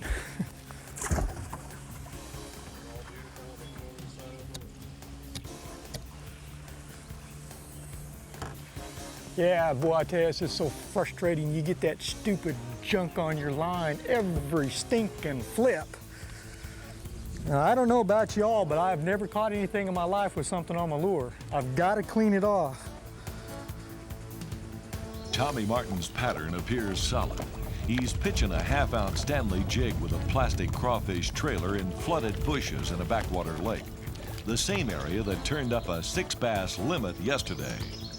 The heavier size jig falls vertically into the cover, a presentation that seems to trigger these Illinois river bass to strike. Stay tuned. We'll find out who's hot and who's not at the Day 2 weigh-in. The Bassmaster Superstars will be right back from Peoria, Illinois. He's won more than $500,000 the Texas in the top 5 finishes. Grigsby reads Bassmaster. Shaw Grigsby is a champion. Winning over $500,000 on the Bassmaster tournament trail takes more than just the right tackle. It takes a lot of skill plus a few secrets. I try to key on fish others tend to miss. I do it by downsizing my baits and slowing them down, way down. This is the kind of know-how that we pros share with our fellow BASS members, and we do it all right here in the pages of Bassmaster magazine. 10 big issues a year are loaded with tips and techniques that will teach you how to consistently land more bass. So if you want to join those of us in the know, become a member of the Bass Angler Sportsman Society. Call now to sign up and we'll rush you this great tackle pack absolutely free. Join Bass now. Call 1-800-917-FISH. With your $18 paid membership, you'll receive Berkley's Power Craw, Pradco's Zaragoza 2, Berkley's Trilene XT line, and a copy of Bass Baits. Plus, you'll enjoy 10 issues a year of Bassmaster magazine. That's 1-800-917-FISH. Day 2 weigh-in. The $160,000 Bassmaster Superstars. And center stage belongs to Guido Hibden. Guido has got to have how much to take the lead? 8 pounds and 15 ounces. He'll be our new leader. Watch the scales closely, folks. 11 pounds, 7 ounces, B-team. How about that? That'll put him in the lead big time. Guido Hibden now has 21 pounds and 13 ounces. There's 2 of his big bass. These are the 2 that put him up there. I feel pretty good about tomorrow. You know, if the mud don't move in on me, I kind of went around this place and looked at it, and there's a levee that could let the mud in on me. That's the only thing. If it lets the mud in, you know, I've had it. Guido Hibden climbs atop the Day 2 standings. But this is a day of comebacks. Larry Nixon regroups to weigh in the biggest bass, 4 pounds 1 ounce, and stay in the hunt. Denny Brauer's 9 pounds 11 ounces moves him into contention. The big creel and thrill is provided by Hank Parker, 12 pounds 13 ounces, jumping him from 17th to 10th place. But most folks believe this is Guido Hibden's tournament to win or lose. As Shaw Grigsby in 2nd place explains. Well, I'll do my best, but my fish are kind of running out when you can only catch 4 in a day, and Guido's are really stacked up, so. You really think Guido's going to win this tournament? Boy, I tell you what, if I was a betting man, I'd put it all on him. The final day, the first ever Bassmaster Superstars tournament, has come down to a face-off between Guido Hibden, the leader, and challenger Shaw Grigsby on a 100-acre backwater lake off the Illinois River. And Shaw Grigsby lands the first punch.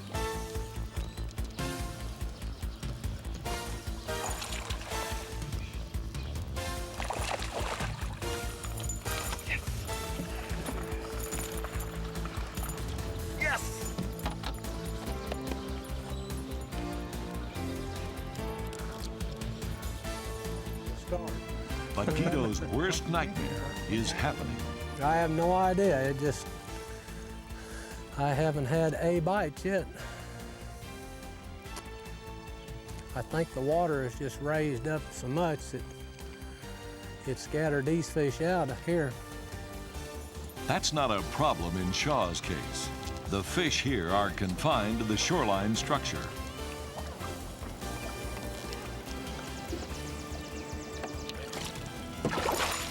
Oh, Lee, what a fish. Yes!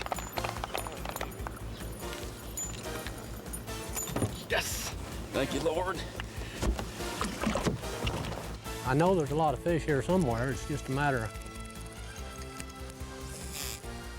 but being so much more water, they scattered out and they can go clean back through that stuff. Shaw decided he's fishing over there is pretty, I mean, it's pretty enclosed. It's the bank itself.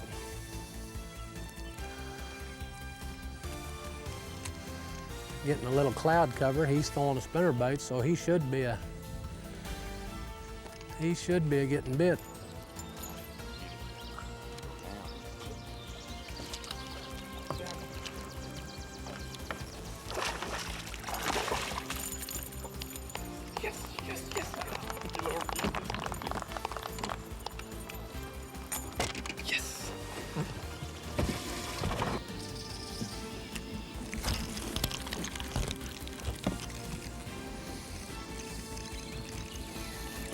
It's just not Guido Hibden's day or time to win the Bassmaster Superstars tournament.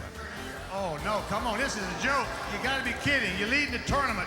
Tough break for Guido, but that leaves the door open for Shaw Grigsby, who excites the Peoria Civic Center weigh-in crowd. How about you, big team? That'll put him in the lead.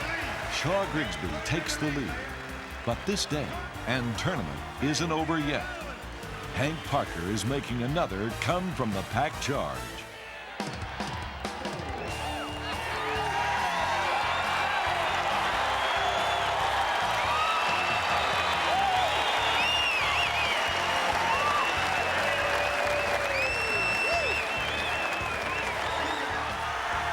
My Lord, you realize he could do it? The last time he weighed in, folks, he won the Bassmasters Classic, and that looks like it. He's got to have 12 pounds and 12 ounces. If he does, he can win another tournament. He won the Classic in 1979, and here he is. Mayor? Yes, sir. Yes, sir. Dynamite. He'll do it. Put him on the scale, do it. Yes, sir. Put him on the scale. Let's see what we got. 12 pounds, man. 12 pounds and 12 ounces. All right, this will give you the lead if you take it now. 13-50.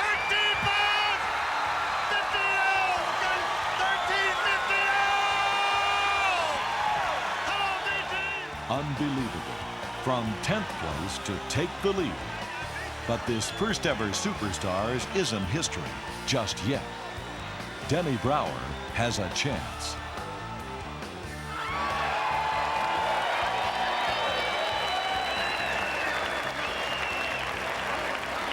Let's get him in here and weigh him. We're talking $50,000. That's what this bag of fish is worth. Thank you.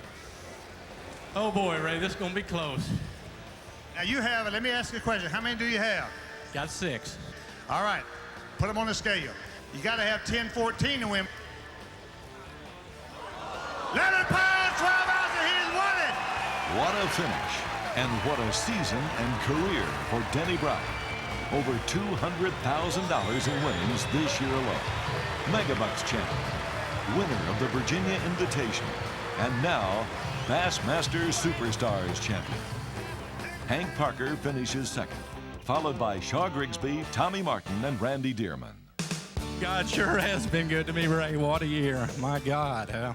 Believe me, this year I've fished hard, and the pieces have come together, and it's just been an unbelievable year. And, you know, I'm just real thankful that it turned out the way it did. Coming back to Peoria. I may move here.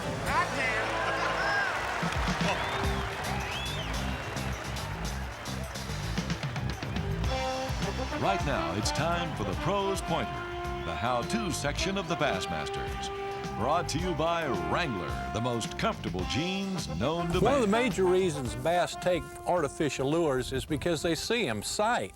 But in dirty water, like we encountered during the Superstars tournament, the water was so dirty they had trouble seeing the bait. So I came up with the idea that I'd take my rattleback jig that does make a lot of sound, and also the scent factor. You know, why not give them something that smells good to them? So I took the rattleback jig, put the big claw behind it that has the real craw actually poured in and baked in with amino acids, and I'd put it in those bushes and just kind of shake it up and down, and had the sound factor to actually draw the fish in the muddy water to the bait. And then when they'd inhale the bait, I think the scent factor you know, forced them to take it a little bit deeper, and I didn't miss or lose any fish during the tournament. I think the bait was a wise choice. Obviously, since I won, it was the right choice. The cowboy's business is a business of silence. 100 miles of fence gives a person time to think, to wonder about who he is, what the world is coming to.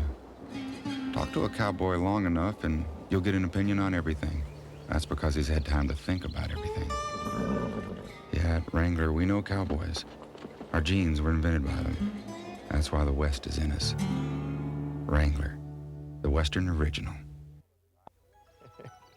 I can legally only throw one of these to bring up fish, but the results would be about the same. So I'm gonna use the undulator.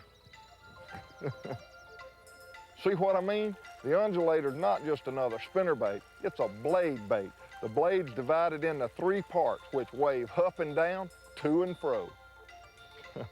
It's a whole new wave of fishing, and with my classic trailer, it's legal dynamite. Come see superstars David Fritz, Hank Parker, Denny Brauer, Kevin Van Dam, and more. Make your plans now to be in Peoria, Illinois, June 9th, 10th, and 11th, 1994. You'll see top Bassmaster pros go head-to-head on the Illinois River for the $50,000 top prize. You'll see exciting indoor weigh-ins, a huge outdoor show with the latest fishing tackle and gear, plus the world's greatest bass fishing superstars, all in beautiful Peoria, Illinois, June 9th through the 11th. Call 1-800-747-0302 to get your free Superstars travel guide. How did the first ever Bassmaster Superstars play in Peoria?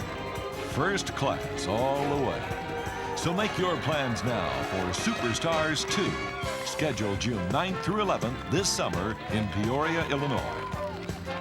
Next week, the Bassmasters cameras focus in on Gary Klein, 1993 Bass Angler of the Year. Join us and learn Gary's winning ways. It's a how-to lesson you'll want to be in the boat for, along with Ray Scott. There's a boatload of action, and we'll see you right here next Sunday. The Bassmasters has been brought to you by Evinrude Outboards, leading the way. Stren Fishing Lines, a fine line between sport and science. Ranger Boats, still building legends one at a time. Lubramatic, the lubrication specialist. Chevy Trucks, the most dependable, longest-lasting trucks on the road.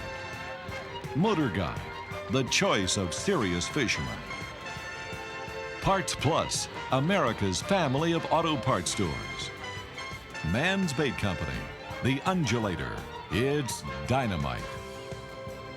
The state of Illinois, don't miss it. Wrangler, the official jeans and shirts of the Bassmaster Tournament Trail. And the Bass Angler Sportsman Society, the world's largest bass fishing organization.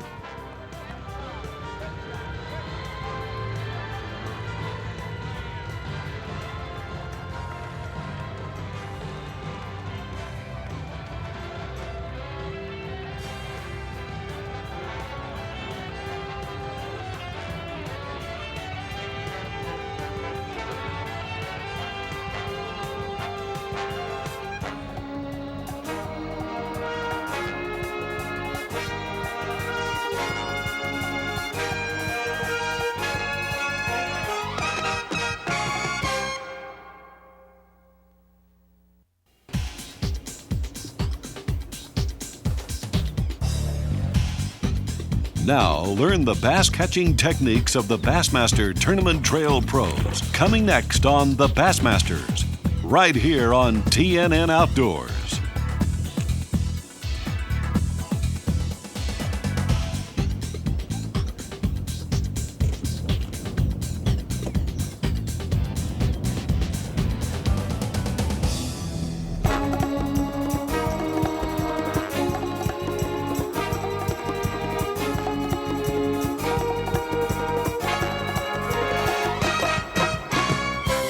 If you could go bass fishing anywhere in the world, where's your best bet? Well, here's a clue. Today, the Bassmaster Tournament Trail heads to Northeast Georgia and Richard B. Russell Reservoir for the Kmart Georgia Top 100. This 26,600-acre Corps of Engineers impoundment on the Savannah River is getting a reputation as a fish factory. Sandwiched between the larger and better-known Hartwell and Clarks Hill Lakes, the little brother Richard B. Russell has matured as a bass fishery, perhaps the best in the Southeast. But timing can be everything. What a difference a season makes. Mother Nature can play some dirty tricks, such as the last time the pros were here in late fall. Sub-freezing temperatures, nasty weather, and tight-lipped bass. I'd never been here before, but after I'd left here in November, I didn't think there's any fish in this lake. If you got 1 or 2 bites a day, you're really doing something. And all the local people told us, they said, boy, y'all ought to come here in the spring. This thing is full of bass. They're right. The key word, spring. The magic time when the bass leave their deep water winter homes and crowd into the shallow water pockets. Be here in April. As the local Deep South Bassmasters predict, when the dogwood's in bloom, the bass are on the banks. It's springtime. Bass are in various stages. Pre-spawn, fish on the beds, and post-spawn bass moving toward deep water areas. Figuring out where and when is the key to success. And fortunately, a wide variety of lures produce strikes. I'm fishing an area of the lake where the water is a little bit cooler. It's about 58 degrees, and that's a real key to my pattern right now because I'm catching the fish that aren't really interested in spawning. They're just starting to move up and starting to get shallow and get real active shallow. I'm using real basic techniques to catch them. I'm flipping and I'm using a spinnerbait, both up on the bank. I'm flipping something a little unique. It's been out in Bassmasters. It's a hot lure right now. What I'm flipping is a tube bait. It's larger than a normal size tube bait that most people are familiar with. It's about 4 inches long. It's about a ½ inch in diameter. It's a little bit harder plastic than most tube baits are, and that's what I'm using to catch my fish. A lot of those fish are I feel like they're spawning or trying to bed, and they were ticking the bait and hitting at it, and I'd hook them on the trailer hook and they'd jump off, so I changed. I made a change and went to a bigger blade, bigger bait.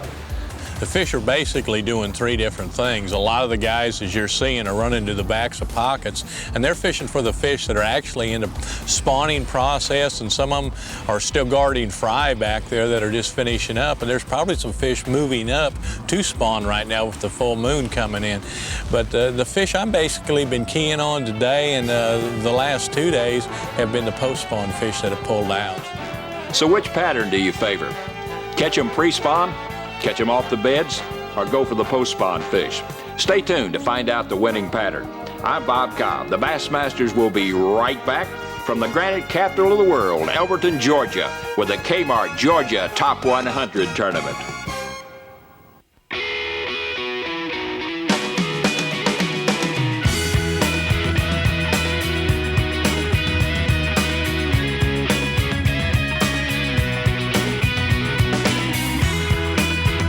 It seems no matter where the pros find themselves in the standings, they're all standing in the same place. Ranger. Ranger boats, still building legends, one at a time. At Motor Guide, we cling to a concept our competitors seem to have forgotten. Steel is stronger than plastic. Cold-rolled 12-gauge steel that will stand up to anything your trolling motor might see before you do.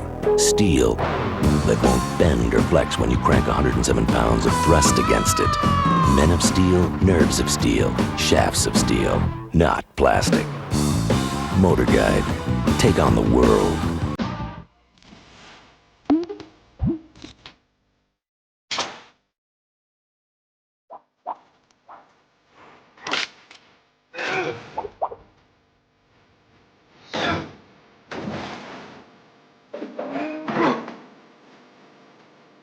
Big fish don't just break your line, they break your heart.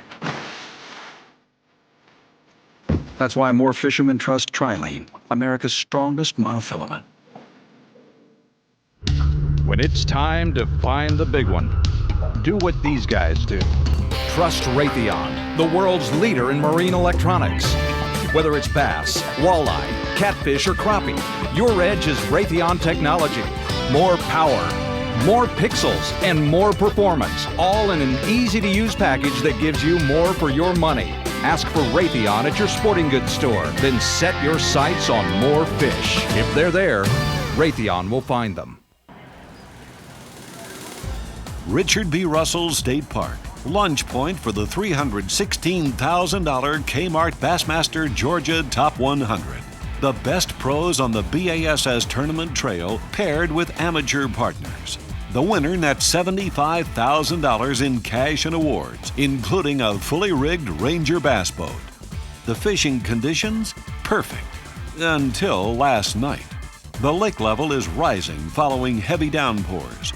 Red clay mud rolling into the backwater spawning areas. Visibility will be difficult for sight fishermen. Once again, Mother Nature turns nasty.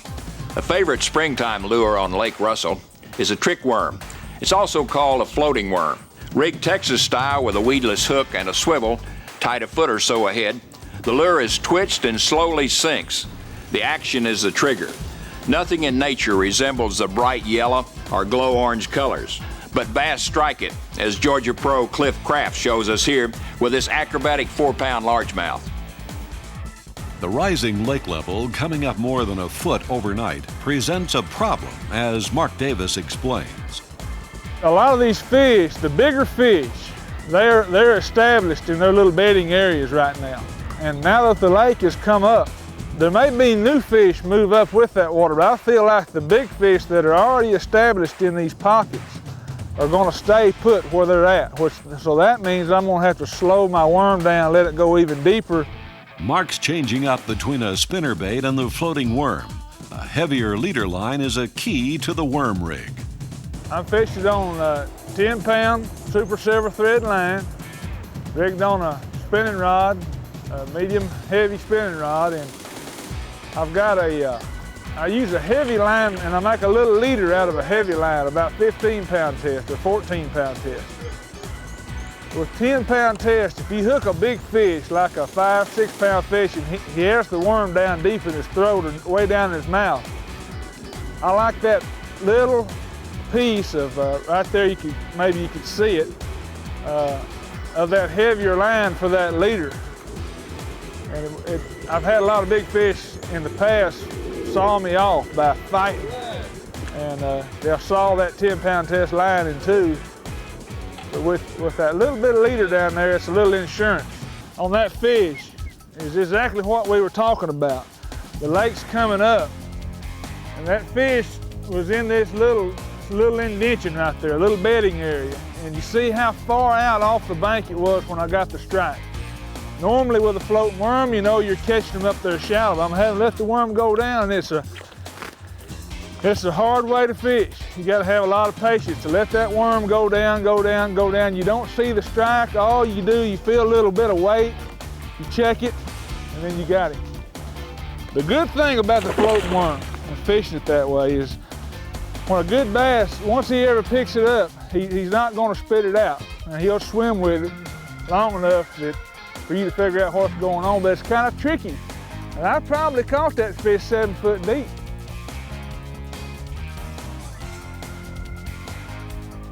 We'll have more tips and tactics for springtime bassin' coming up. But right now, it's time for Bass Mail, where you ask the pros questions. Robert Jones of Peoria, Illinois writes, high muddy water is a problem with fishing the river in the spring. What's a good lure for such conditions? Here's Bassmaster Superstars champion O.T. Fears with his suggestion. Okay, this is a spinnerbait that I used to win the Superstars tournament. The reason that I was using this particular bait on the Illinois River was that the water was extremely dirty. I used both of these. One was when I was fishing. This is a little heavier, half-ounce head on this particular bait. And if you'll notice that it has a chartreuse, yellow, and white skirt, very visible in dirty water. Another thing that increases the visibility is the red fluorescent blade or kicker blade that I use on the front of the main blade. The reason that I use this combination is that over several years I've discovered that the bait actually shows up better to fish in dirty water. The other thing that I had in my favor was that I was using a prototype blade that I've developed for bulldog lures. This blade has an extreme amount of vibration to it, so that in dirty water, the fish have a tendency to locate this bait better, faster, and they strike it with great intensity. If you have a question for the Bassmaster pros, write B.A.S.S. Mail, 8600 Coppertown Lane, Box 101, Dallas, Texas, 75243. We may answer your question on the air. There are sportsmen who don't know the meaning of rain delays, who brave the dark and the chill because they have to. They battle opponents whose blood runs cold and who sleep with their eyes open.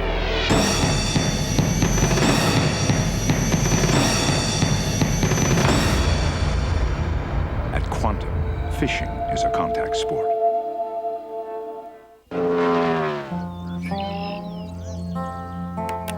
Hi, I'm Dale Earnhardt. When I'm not racing, I'm usually fishing, and Bass Pro Shops is the place I shop. Be sure to visit one of our superstores and call for your new spring catalog filled with thousands of top quality items to help you succeed in the outdoors. And Johnny Morris and his folks always give me fast and friendly service. Call 1-800-BASS-PRO for your free catalog now. Welcome to the wonderful world of activewear. That's stuff you wear when you're, active. Like this, from Jerseys, with the big, comfortable cut and the kind of construction that lets you wash, wear, and, well, wiggle around as much as you like. Jersey style, without worrying about a thing. So, wiggle on, won't you? In Jerseys. That's, with a Z. Right here, Mark Davis, Mount Ida, Arkansas. Let's give him a nice hand as his fish come to the scale. Watch the bob cob. 22 pounds, 4 ounces, boom. Today, it got a little tougher, and I figured it would. With the front and the storms that went through last night, but I still able to get some big bites. So whether I can get them again tomorrow, I don't know. So Mark Davis, the former Angler of the Year, is on a roll again. A 5 bass limit and 22 pounds 4 ounces. A 2 pound 2 ounce margin over Texas pro Clark Wendlandt. Roland Martin, a 19-time winner, ranks third with 19 pounds 9 ounces. Georgia's Stanley Mitchell is in fourth place with 18 pounds 7 ounces, followed by Pete Glusick, 18 pounds 1 ounce, and the big bass of the day, a 7-pounder worth a $1,000 bonus. Both tournament leaders are fishing the lower end of the lake. Mark Davis is targeting spawning bass in the shallow water coves, but Clark Wendlandt has a much different game plan. I'm catching these fish, most of them on riprap, and nobody's really fishing it right now. I'm throwing a bulldog spinnerbait and a V&M super needle floating worm. And if it's wind blown, I'll throw a spinnerbait. If it's not, I'll throw a floating worm. I'm also catching some back in the pockets and that are basically spawning fish. And there's a lot of people doing that, and the pressure's just going to get to it, I'm afraid. The early bite for Mark Davis has been on his spinnerbait, but this morning he's had to slow the retrieve.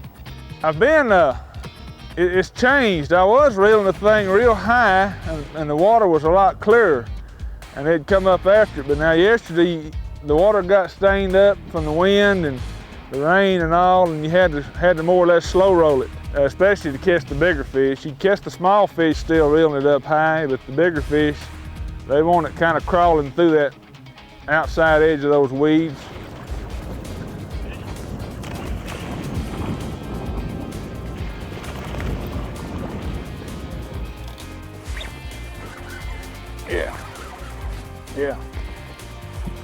Yeah, it's a good one.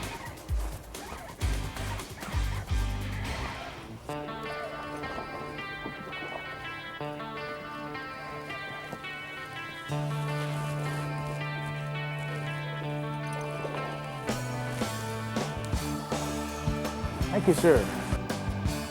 Roland Martin started this morning in third place, 2 pounds 11 ounces shy of the lead. His switch to a spinnerbait is working wonders. The wind's blowing in a lot of bait, and consequently a spinnerbait for this kind of water is perfect. So there's fish here, and I'm going to work it kind of slow into the wind, run that spinnerbait over the grass. When I get to the edge of the grass, I kind of let it flutter down. There's one.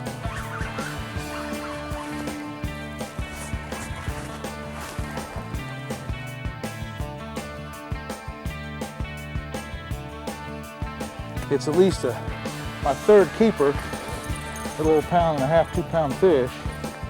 19 pounds and 10 ounces yesterday, people. Watch the scale. He will possibly take the lead. Weight today, 18 pounds, 1 ounce. Let's have a Roland Martin and welcome home, Bob. You're right in the lead now, at least. And what do you predict for tomorrow? I went scouting today for half the day and caught another 10 fish after I caught my main fish. So I found 2 or 3 other spots today, and that's important because you don't want to burn all your fish. Whenever you're in a big tournament like this, going in the last day, you need a couple spots. Roland Martin has won more B.A.S.S. tournaments than any other angler, 19. He's a 9-time Angler of the Year and leads the Kmart, Georgia Top 100 with 37 pounds, 10 ounces. But this may be his toughest test. The likes of Mark Davis, 36 pounds, 5 ounces, Denny Brauer, 36 pounds, and Clark Wendlandt, 35 pounds, 15 ounces are right on his heels. With his second day catch of 19 pounds, 14 ounces, Denny Brauer makes a big move. jumping from 13th into 3rd place, less than 2 pounds off the lead. I'm not getting a ton of bites, but when I do get a bite, it's a pretty good quality fish. With this weather going through and the changes, I'm not making predictions anymore. When you do it, you fish with a jig, I understand. That would be a good guess. For over 30 years, Bass has been teaching anglers how to become better bass fishermen like the pros. Get this powerful know-how and more as a Bass member. You'll receive 10 issues a year of Bassmaster magazine and 11 other exclusive benefits.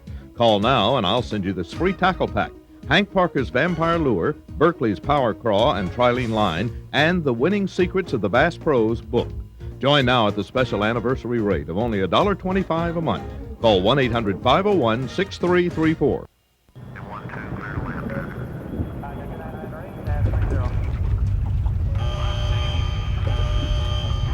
Ignition sequence start.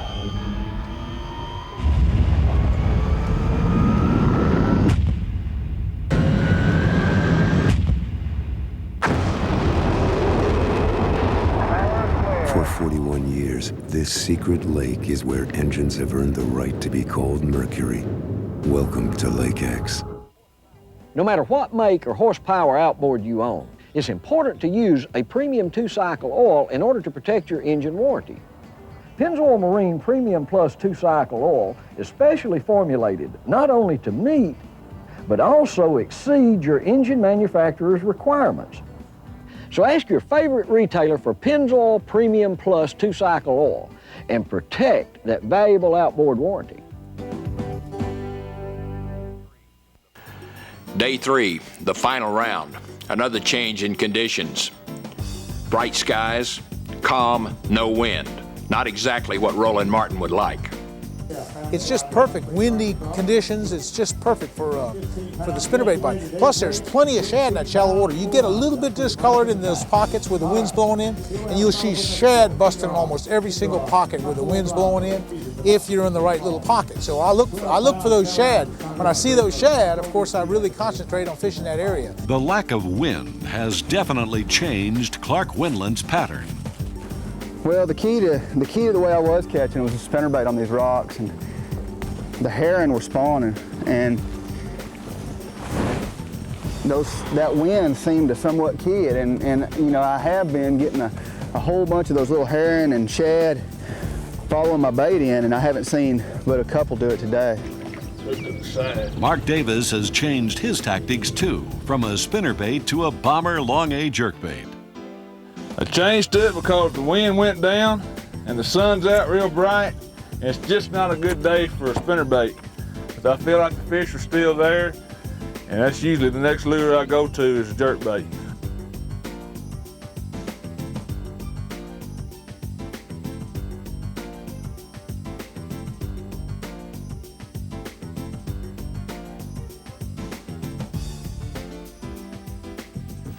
Following a front, bass usually move tighter to cover. Roland Martin is casting to isolated logs and stumps.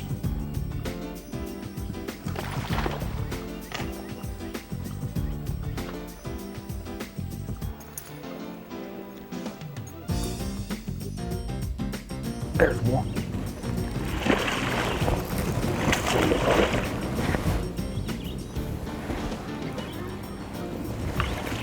Thank you, Lord. That's the ticket this morning. The color pattern, gold, blue back, and orange belly on the bomber jerkbait matches baitfish Mark's observed. Just twitching the lure slowly is getting strikes. There's one. Good fish.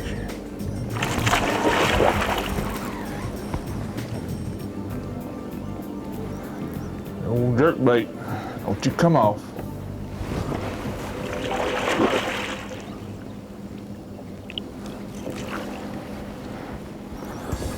Mark Davis is well on his way to winning this Kmart, Georgia Top 100, but figures he needs to weigh in 20 pounds to do it. His biggest concern, Denny Brauer. Yeah, Denny's tough when the conditions are like it is right now. Denny's tough.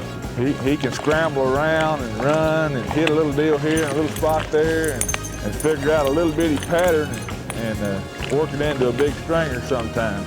The fish I'm basically been keying on today and the last 2 days have been the post-spawn fish that have pulled out. So you've got the fish in 3 different phases and you can catch them on a lot of different lures. My choice this week was to go with the spinnerbait, and I was lucky to catch a few auxiliary fish, and if I can get 1 or 2 more good fish yet this afternoon, I may pull this thing out. Basically what I'm doing out here is just running these humps, and they're really kind of sandbars, clay on top, and a lot of the post-spawn fish that have already spawned back here in the back of this bay are now pulling out and getting on these humps and waiting to probably move out to the river channel in another couple of weeks. And they're skinny fish, but yet they're pretty big fish, and I'm just throwing a variety of baits, but the quality bites seem to be coming on the Strike King Elite spinner bait that I've got right here, the chartreuse and white. I've been slow rolling it since the water dirtied up. When the water was clearer earlier in the week, I was speeding it across the top to get the reaction strikes.